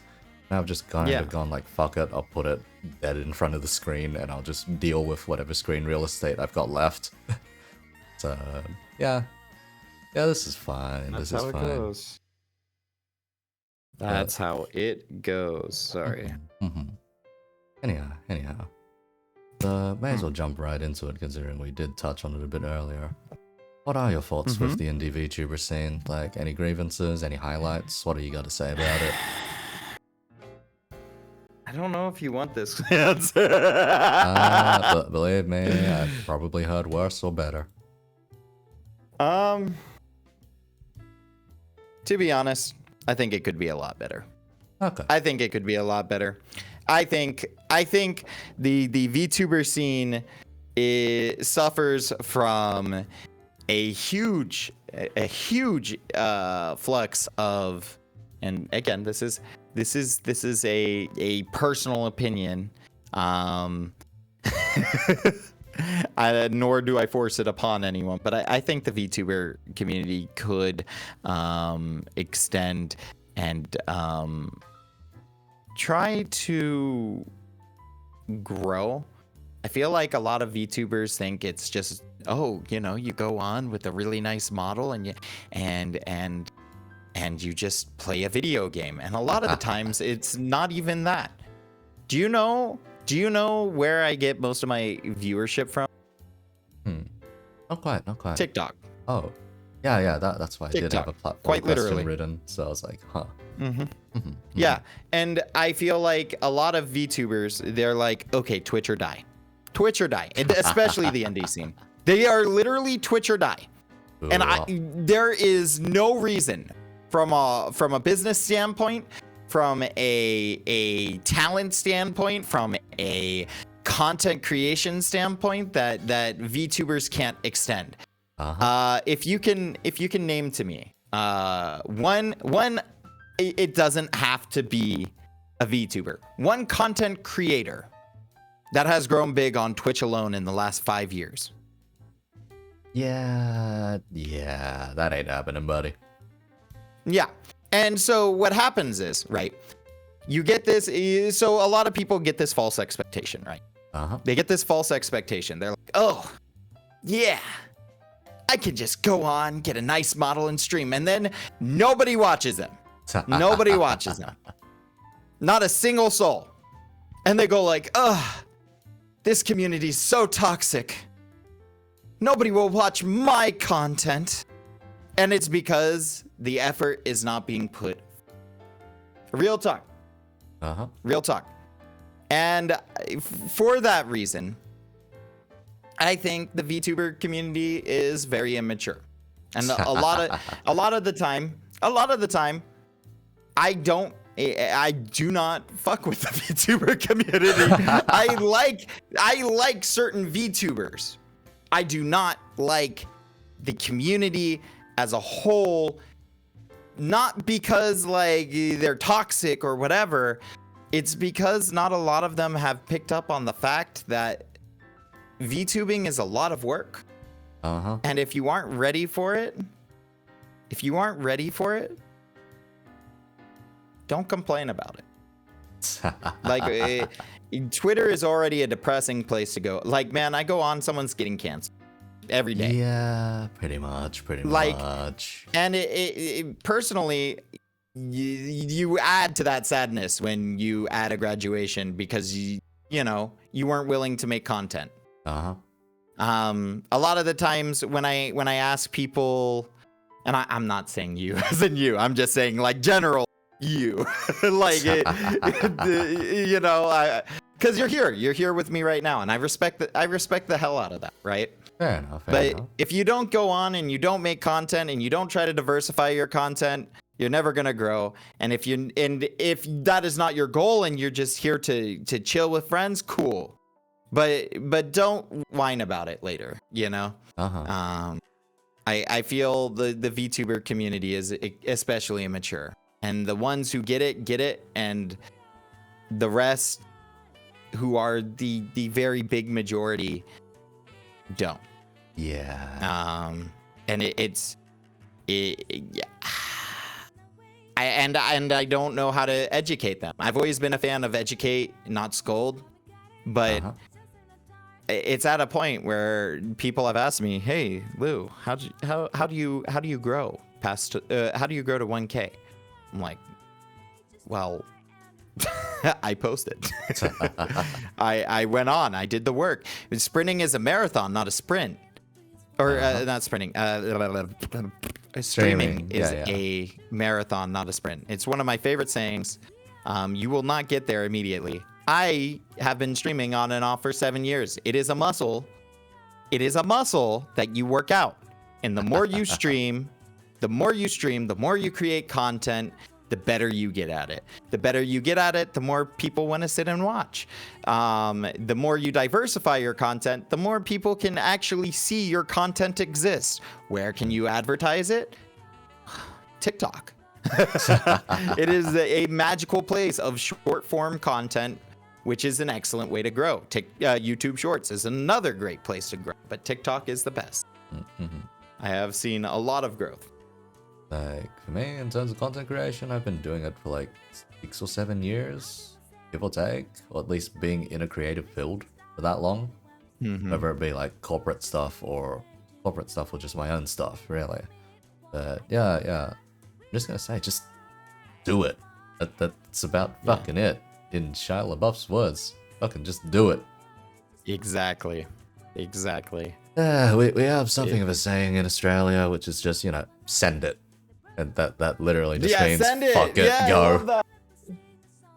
Just let's fucking go. Yeah, that's pretty much the Australian logic when it comes to things. Just send it, be done with it. Love Australians. I'm just saying. Because man, it's just like, you know what? You're thinking too hard about this. Yeah, fucking send it, mate. Yeah. And yeah, that's how a It's lot of shit gets done here. Yeah, honestly, I think of Australians like, I'm sorry, I've totally messed this up with my posing and all that. I had to get the charger because my phone's getting close to dying. Oh.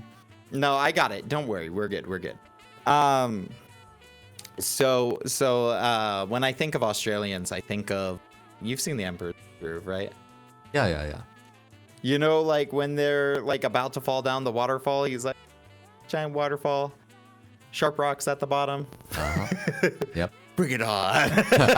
You know? Yep. What I think of Australians, and I love that shit. That shit is like, yeah.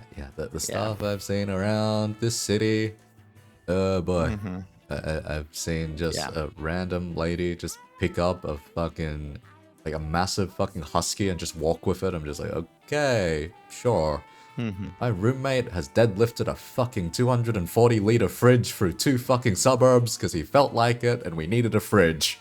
But, God. Aussies are made to have stern stuff, man, sometimes. well, you have to be. Yeah. I was literally talking with my coworkers the other day. It's like, y'all have much. You have, like, I just found out about the plant that feels like you're getting electrocuted and burned at the same time. Oh, yeah. Yeah, that's a thing. That's a thing. it's pretty bad. It's got a pretty bad nickname too that I just don't want to repeat. But it is a wild thing to be up there. Like, you have to be afraid of even the freaking greens. I will just say Australia is kind of like that place underneath a rock. You know, you lift up a big rock, you see all the fucking insects and creepy crawlies and all that shit, you put the rock back down. That's Australia. Yeah, I just think Australia is a different planet, man. The huntsman spider will like steal your kidney and you won't even know about it. It has poison that numbs. That spider that makes you bleed, or not spider, that snake that makes you bleed. Like, nope. Oh, so It's like a brown snake. I don't remember. I run away from 2 of those. Yeah, those are bad. So it doesn't necessarily make you bleed, it just hypercoagulates your blood super fast. And then you go numb, you freeze up, and you drop to the ground. Wait, I thought it was the opposite. I thought it made your blood runny, not That might be congested. Maybe we're talking about snake. 2 different snakes. Yeah, like, because you bleed. You bleed is what this snake does. And its venom is rough. Like, it is not easy to cure. You have to have a very specific, like, anti-venom, which I'm pretty sure every Australian hospital is probably stocked to the brim. Our poisons hotline guarantees they can get to you within 20 to 30 minutes, basically. Past that, you are probably very close to dying. Because most. I mean, from that one, it's a slow acting. Yeah. It's just. Oh yeah, not brown pleasant. snake's is the fast acting one. That's why it just coagulates, Yeah. blocks your bloodstream, then causes a heart attack, and you fucking die. Yeah, that's the Man of War jellyfish too.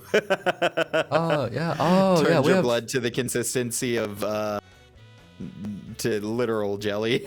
Yeah, we have blue-ringed octopuses and certain jellyfishes too here, which just casually wash up on the beach. Yep. Those, if the blue-ring octopus stings you, you die in the next 15 minutes, give or take. Mm-hmm. Neurotoxin, And then there's also man. Neurotoxin. Yeah, the only thing you guys don't have is the small sea dragons. Oh, sea dragons. Okay. They are sea slugs that are like blue, and they look like little dragons. They're super tiny, but one of them can kill you. Ah. If I remember correctly, like they are extremely venomous. And the weirdest animal we have over here is a fucking platypus. Yeah, I'll find a picture and show you it at some point. Sure. Yeah. Platypus, it's like a duck and a beaver mixed together, and then you realize, oh wait, its tail is fucking poisonous. The males. Well, isn't that only the males? Something like that. But yeah. Everything needs to have some kind of catch here, honestly. Mm-hmm. Ah, right. Have you ever heard of the bin chicken before? No. The bin chicken. I don't fuck with birds. The bin chicken, or the ibis, as it's known as more commonly, is a fucking big-ass bird with like a black head and very long beak and whatnot. Yeah. Mm-hmm. They're everywhere here, and the recent weather drove them into a breeding frenzy. No. I go out the street, turn left. There's about 50 of them harassing a bin. I decide not to go down that street. I turn down the other street, and I decide to walk to work instead of taking the light rail. Mm-hmm. Yes. It's kind of that big an issue at times. Because, yeah. Because then I take the other path, I walk through the park, I see about 20 of them harassing a pizza box instead. I actually have a photo of that lying around somewhere. Yeah.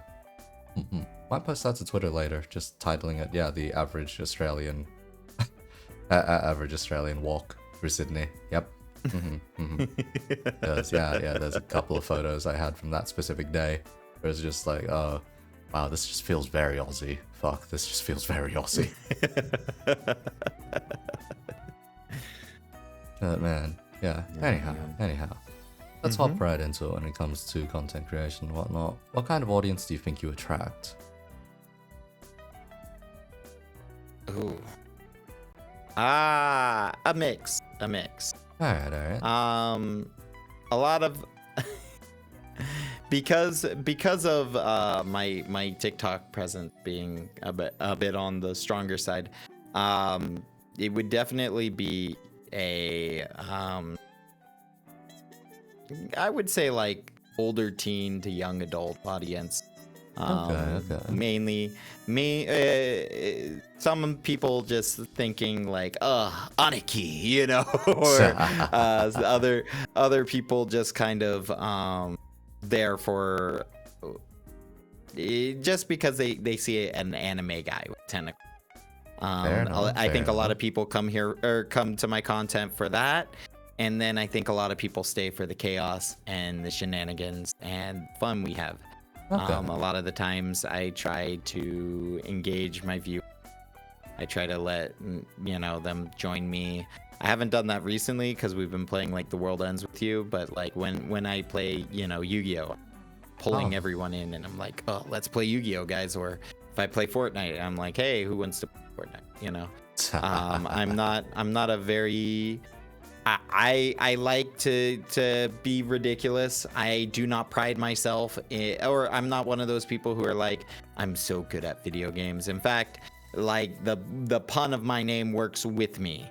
The pun of my name works with me because I am a proud loser. We're taking back that word.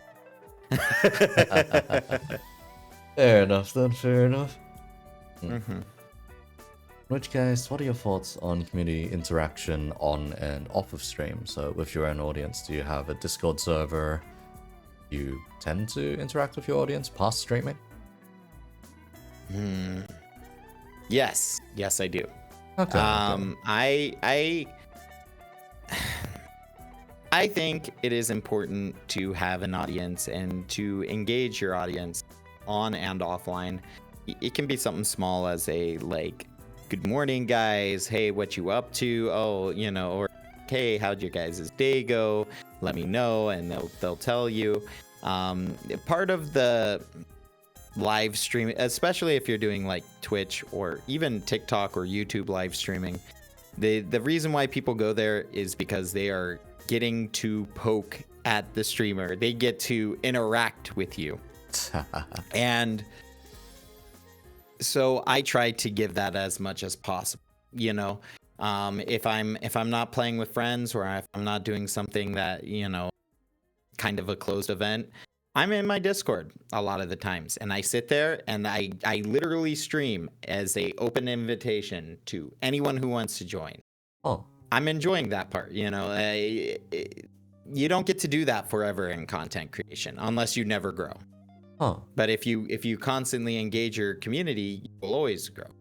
Yep. So as of right now, I'm enjoying being a smaller content creator and getting to know my community while it's small, getting to know the founding members, and getting to know any new faces. And will I be able to do it forever? No, it will probably be impossible.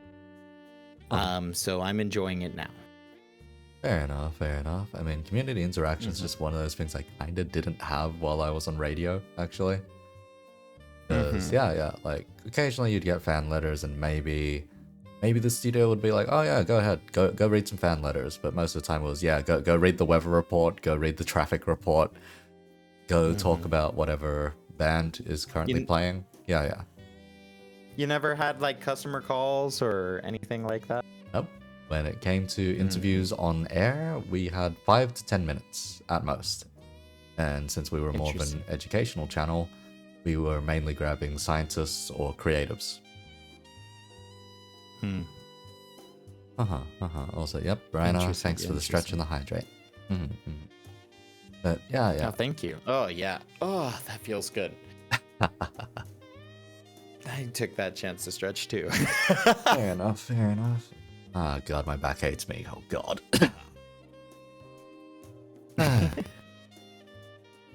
I'm surprised my back hates me this much, considering I was mostly dealing standing yesterday, so, that's weird. Alright. Anyhow, next question is pretty much like a job interview question. Oh God, oh fuck, basically. Yep. This one, VTubers tend to have like 3 very common answers to this. Also, Labana, thanks for the pebble. Anyhow. Let's see if you manage to dodge these 3 common answers. I will say these answers are getting far less common these days. In fact, I think only like the first 8 people I interviewed kind of came up with these. And then the rest almost dodged them entirely at this point. But anyway. Alright. Goals for the future. I'm probably not going to avoid the 3 because I very much as I enjoy the community building, right? I do very much see VTubing as a prospect, right? Okay. So I have some very specific goals. I don't like putting a number on it because I don't. I have specific goals because I want to see growth and I want to have a metric for it, but at the same time, it's not about the numbers. So for me, I want to diversify my content. It has been one of the strongest things or one of the driving forces. I want to do different things. I've been doing a lot of video games, and I'm at that point and I feel like a lot of people get to this point when they're really trying and they're really pushing hard, and they eventually find themselves at a stage where video games is not the only thing you want to do on stream anymore. Some people kind of touch on this with like karaoke streams and challenges like Smash or Pass, but nobody really, or not a very small percentage, I should say, a very small percentage actually ends up going and trying to do something new, like a talk show or a, off the top of my head, a current events thing, or a, coming up with unique content. One of the people I think of whenever I want to think kind of unique, I'll watch like Snuffy at times. Because Snuffy is a trendsetter, right? And Snuffy, she's a very good person to learn. But you look at HoloLive, they aren't all video games. They have a lot of different content. They sing, they talk about like trips and stories and things that are unique to them. And so for me, I kind of want to transition from only playing video games to different types of content so that not all my stuff is in one basket. And to do that, I have some numerical goals on growth for different platforms, not necessarily Twitch. Twitch is a place for me to communicate with my audience and to have fun with them and give them a outlet in which they can throw around. But YouTube and TikTok are some platforms that I really want to grow on this year and push for that, would I love to see some growth on them? Yes, but is it necessary? No, because I'm just, again, enjoying the trip, so to speak. Okay. That was a bit winded. No, that's perfectly fine. Actually, you got very close to dodging all three, pretty much. Actually, no, you did just straight up dodge all three, because first one's not even about metrics. It's just specifically wanting Twitch partner. No, I specifically don't want Twitch partner. Oh, okay. I would much prefer to get partner on YouTube. Oh, fair enough. The equivalent of it, because the payment, you actually just, as a content creator, it's more financially lucrative to be a creator on YouTube than on Twitch. Twitch is definitely. I don't want to say Twitch. I'm not saying Twitch is a dying platform, because it has a solid base. But when you think about it, Twitch is primarily North America, parts of Central America, and Europe, right? And then a bit of Russian, right? And then like a tad small bit like Japanese and other Eastern.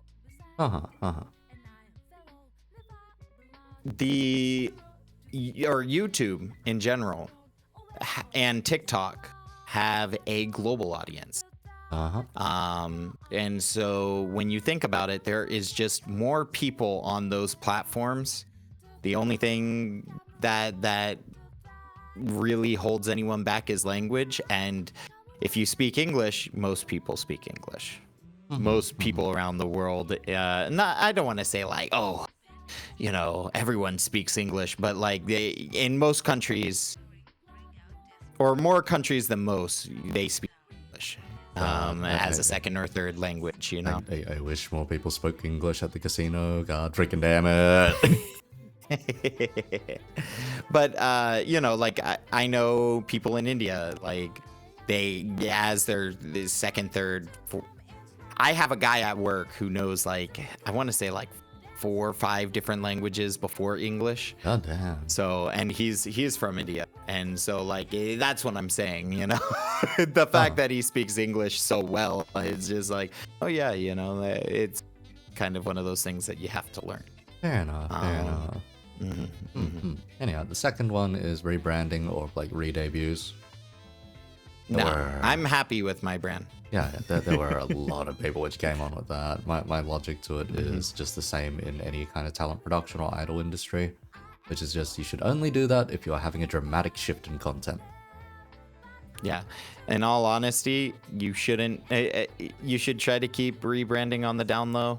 It just, because a lot of your viewers come because you are you. You are your brand, right? And if you change that a lot, your identity changes. Yeah. Some people who identified with the previous changes, even though they're like, oh, I'm ride or die, I'll be with you until I pass away from this mortal plane. Some of those people realize like, oh, like I was here for the rocker chick, and now you are a soft pink floofy person. Nothing wrong with that, but it's not my aesthetic anymore. And so like if you're trying to grow, you need to look at it as a business. If XYZ fast food chain changed their name every week, they would never make money. Oh yeah, pretty much. Like, yeah. Let's say, because way back in university, way back in university for me, there was meant to be. So I was in a game dev degree. I was supposed to do a course on 3D modeling and animation and whatnot. They cancelled that course for whatever reason, and they shoved me in a social media class as a replacement. But one of the big things and big concepts we had there was the brand itself and micro celebrities and whatnot. And we pretty much had to do case studies on that kind of stuff and figure out why certain things come to success or why certain platforms come to success and whatnot. So, yeah, there was a lot about the brand itself. So me looking at the VTuber scene and seeing how chaotic some of that is just like, yeah, some people really just don't have a brand. That's kind of the problem. Like, yeah.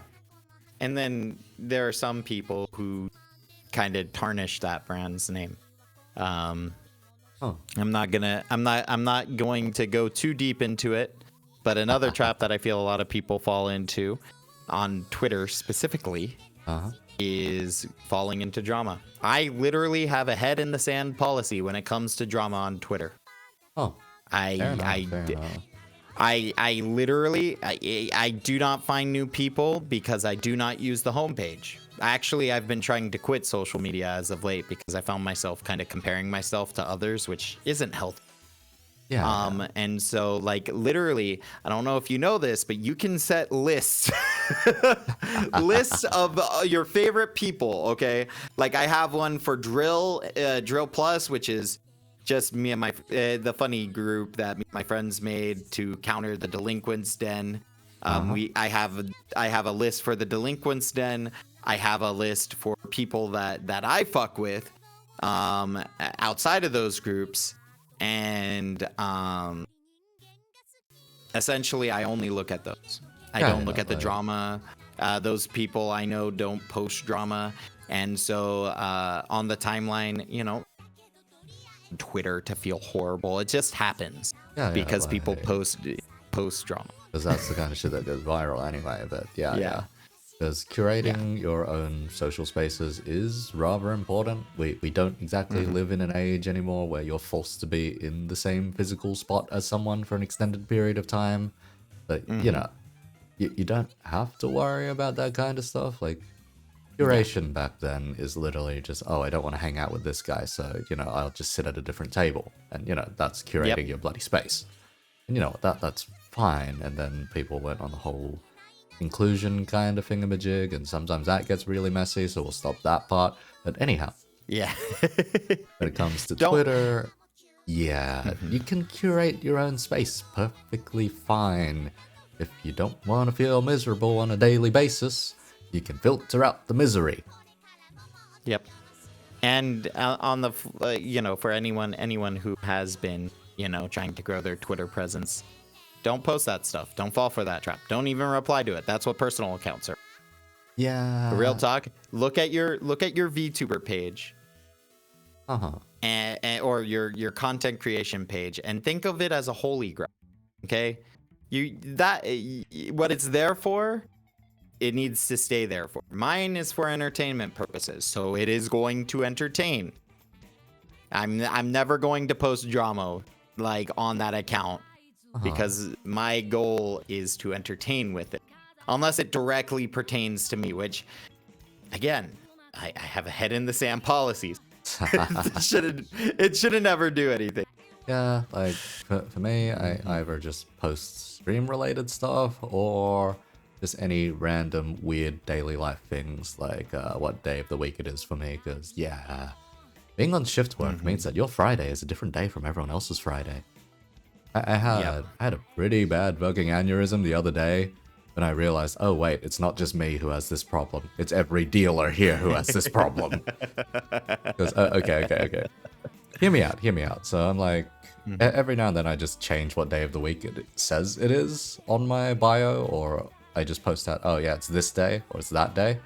People are getting a kick out of it, mainly because, oh, now it's actually lining up with the proper days of the week. Because yeah, today's actually my Saturday, and it is actually a Saturday. Holy fuck, it's actually a Saturday. Anyway. What gave me an aneurysm while I was at work was I was at the changing rooms, you know, just getting back into casual clothes and whatnot, getting out of my stuffy uniform, and then just being like, oh, okay, yep, time to go home. And I just hear one dealer ask another dealer, so when's your Friday? And I'm just like, fuck, it's not just me. It's not just me.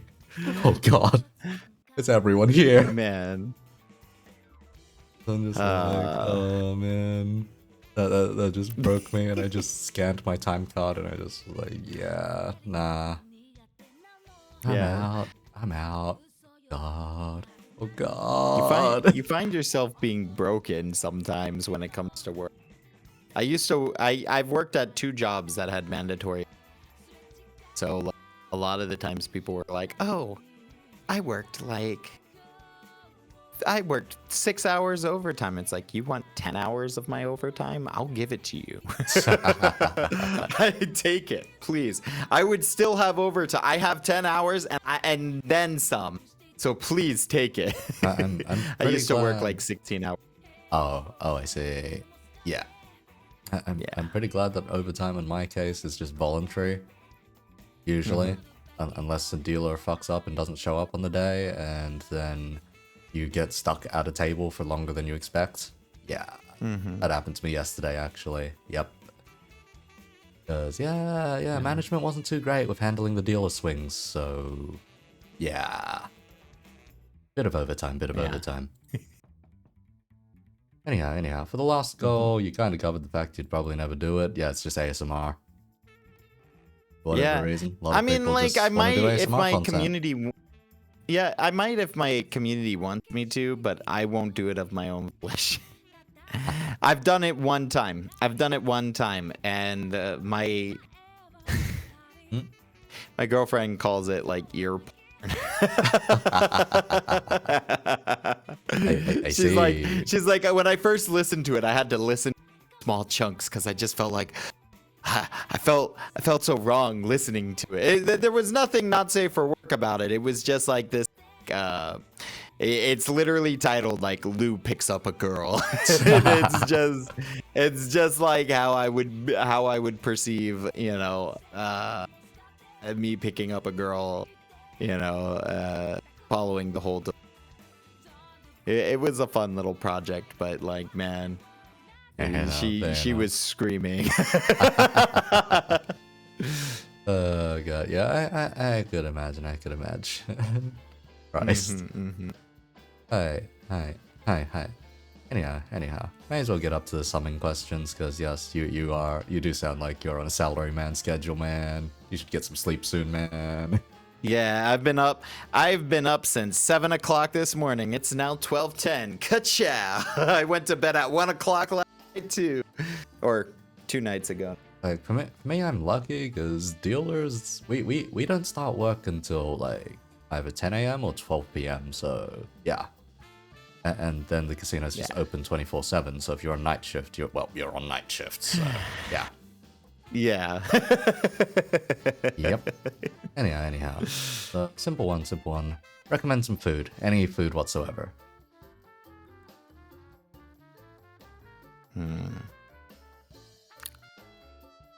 Okay, for food, hear me out. My girlfriend introduced me to this magical world of steam buns. Shopao? Like Shopao? Like, god damn it, it's so fucking good. It's so good. And you just put it, you steam it, and then you eat it, and it's like the soft bun with a bit of meat filling. Oh my God, it's so good. I could eat show pals all day. They are. Okay. Oh God, they're like soft, but they're like the buns are kind of sweet, but they aren't like. They're also very dull tasting. So it's not. It's kind of like a less sweet version of rice candy if you tried. Oh. Yeah. So it's a bit more dull than rice candy. But the sweetness is still there, and so when you bite into it, on the inside you have this like really savory meat, and it just it works so. Show pals are life. You can eat them as a snack, a meal. They come with a bunch of different fillings, so like they are like the hot pocket of steamed bun. They're delicious, and I think they're better than what Hot Pockets. Oh man. But yeah, show pals. I have something fairly similar just sitting in my freezer right now, and that's just Vietnamese version of it, just bun bao. But hi. Yeah. Very similar, very similar. I haven't tried it. I haven't tried it, but I need to try more Korean food. Let's see, the Vietnamese version of this one, it's normally got, I think, pork sausage and an egg inside, basically. That sounds good. I can't eat pork too much, but yeah. Same kind of coating and whatnot, but yeah, that's generally what it has. Mm-hmm. Yeah, it's so good.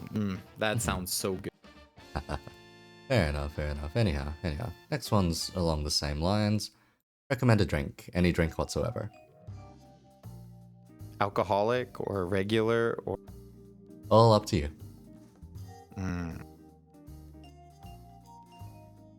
Non-alcoholic, I will always go with my dearly beloved Dr. Pepper. Oh damn. I was raised a Dr. Pepper boy. And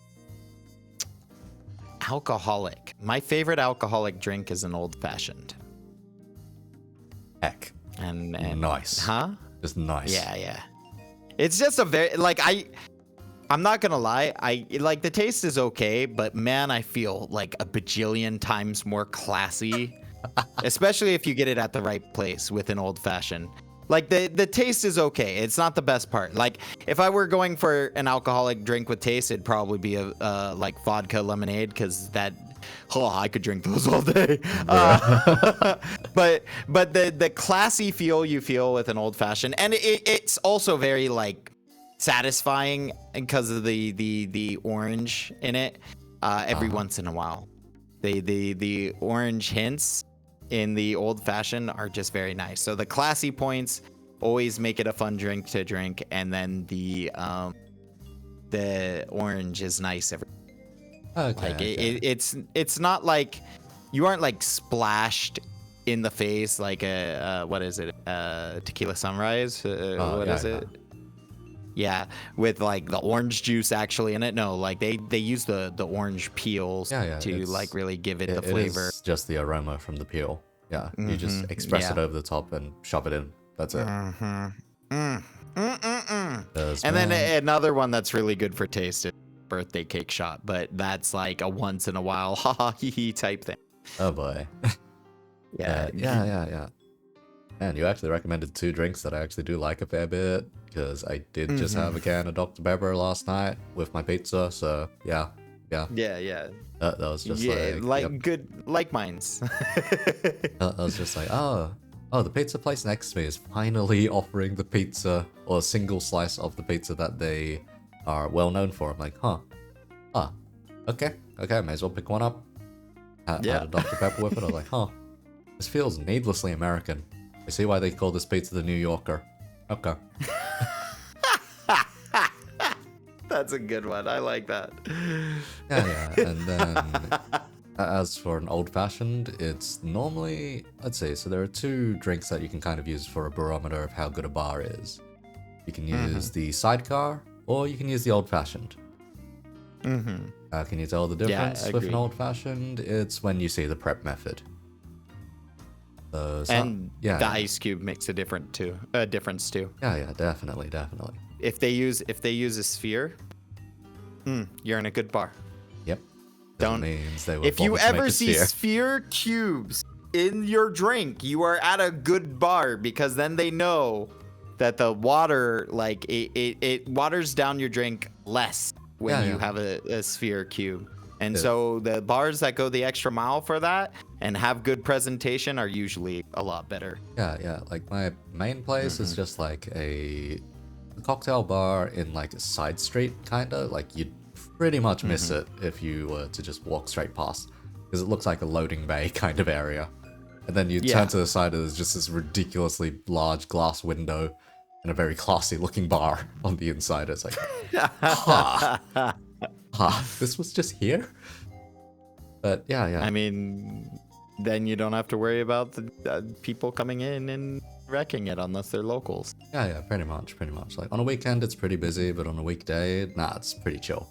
I normally, I can pretty much always get a seat at the counter, is the thing.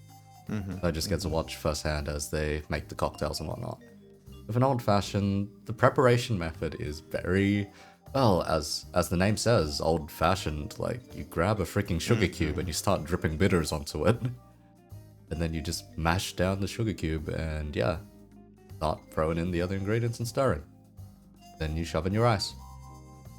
That's your old-fashioned. Yeah, old fashions are Yeah. a great way to test how good of a bar you're at. Because there Not is a lot of fair bit of fundamental skill just involved in making one. And it's a simple drink too. Yeah, I mean, like, again, it's not the best tasting drink in the world, but it's pretty good. It's pretty good. It's pretty much considered one of the first cocktails out there, I think it was. Yeah, and there it's was the good. old-fashioned and then the improved whiskey cocktail, I think it was. Yeah. And then the Russians came in with their Russians. which tastes good with any juice. Oh god. Screwdrivers, man. Or soda. Screwdrivers. Let's see. Wait, do I have the ingredients for an old fashioned? I might just make one later. Oh. I don't have circular ice, and I'm not bothered to do any directional freezing to make clear ice right now, so I'm gonna kinda just have to make do with whatever ice I've got. But yeah, I think I've pretty much got all the ingredients lying around. I've got bourbon, got granulated sugar, so that's close enough. I've got bitters, so that's fine. I'll just need to buy an orange. That's about it. And take the peel. Yes, just take the peel. So you'd off, and you'd that's have it. to like eat the orange separate. Yeah, that, or I can toss And that to my that doesn't roommate, sound but, so great with a doesn't sound so great with a old fashioned. But maybe you could do like tequila Yeah, on the maybe, side with maybe. orange But juice. the thing is, I normally don't stock tequila. The two things I almost always have stocked are a bottle of gin and a bottle of whiskey. Either bourbon. Okay, why would you yeah. want liquidized Christmas trees? Come on. Hey, Like, gin is good for mixing. Gin is really good for mixing. Sometimes I'll agree. I'll agree. Sometimes it's the basis but for a lot of cocktails. I know. I don't like the Christmas tree taste. Juniper berries, man. Juniper berries.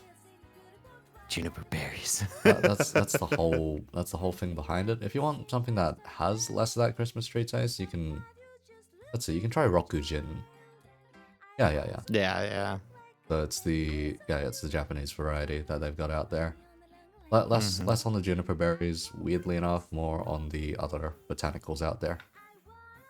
I'll try it. There I will are- never. I'll try everything once. Yeah. If you look at this bar background, there are 2 bottles of gin on the counter, actually.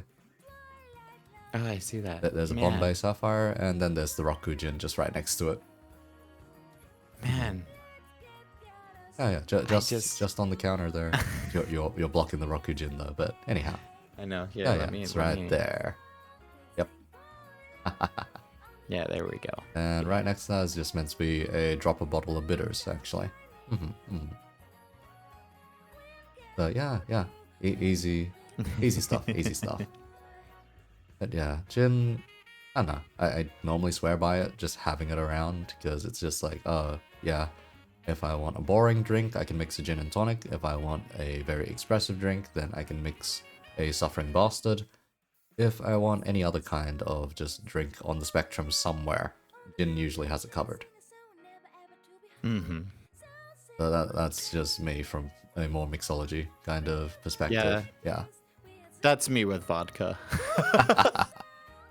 Honestly, vodka kind of just goes with everything, mainly because it is just almost pure spirit, and that's it. It's just like, yep, this is the closest we're allowed to have to pure spirit, apart from, well, in Australia, because we're not allowed to have Everclear, sadly. So, yeah. Really? Yeah, Everclear's illegal here. We don't have Everclear. Honestly, it's not that great. Yeah. Like me, I use it to catch up. Like I'll take a double when people have been drinking for a while because like my genetics just work against me. Oh wow. I am half German on the Polish side. Oh, that would do so it. like closer to Russian, and then I'm 6. Yeah, so it man, I'm just I don't get drunk. I get a little tipsy, but I have tried. I have literally tried to get like blackout drunk, and I can't do it. I will get sick before. It's unfortunate. It's on my bucket list, and I won't be able to cross that off. Yeah, you can try someday. You can try again someday. Maybe when when I'm older, your liver is less functional. I guess. Yeah, pretty much. Yeah, Pretty much. I want to have one day like the hangover, and like just one. Just and then one I'm good. day, like the hangover. Yeah, where I'm Let's like, see. what the fuck did I do last night? I've had that on a couple of occasions. Girlfriend has been witness to at least one of those, maybe 2. Yeah. Yep. Oh boy. Anyhow, that pretty much sums up the interview. You can go to sleep, mate. Yes, sleep. Thank you for having me. It was honestly a blast.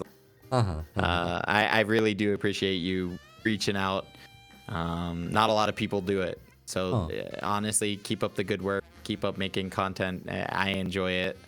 And I'll have to keep an eye out the next interview that I can watch. Yeah, most of them, if they're in the American time zone, tend to be around this time. If not, then it's usually a more Australian time zone, usually. So it'd be dead in the morning in your case. Just do it on a weekend. I can stay up on a weekend. Let's see. Girlfriend might not like it, but I can stay up again. Alright, you know what? Lena's streaming. Let's just send it over to Lena. Yes! I love Lena. We did a Back for Blood collab recently with Avalamp. Oh, okay. Avalamp and Roy. Alright, let's see. Did that command go through? Yep, that command went through. Alright. But yeah, thanks for accepting the invite and whatnot. Yeah, no, thank you for having me. It was good having you on. Alright, let's see. Okay. Am I able to send it off to an end screen? Not really in this case, because, yeah. Transitions be scuffed right now. Yeah. I'd probably have to restart just OBS, do it. but yeah. Just send it. Fuck it. Alright, let's go. Send it!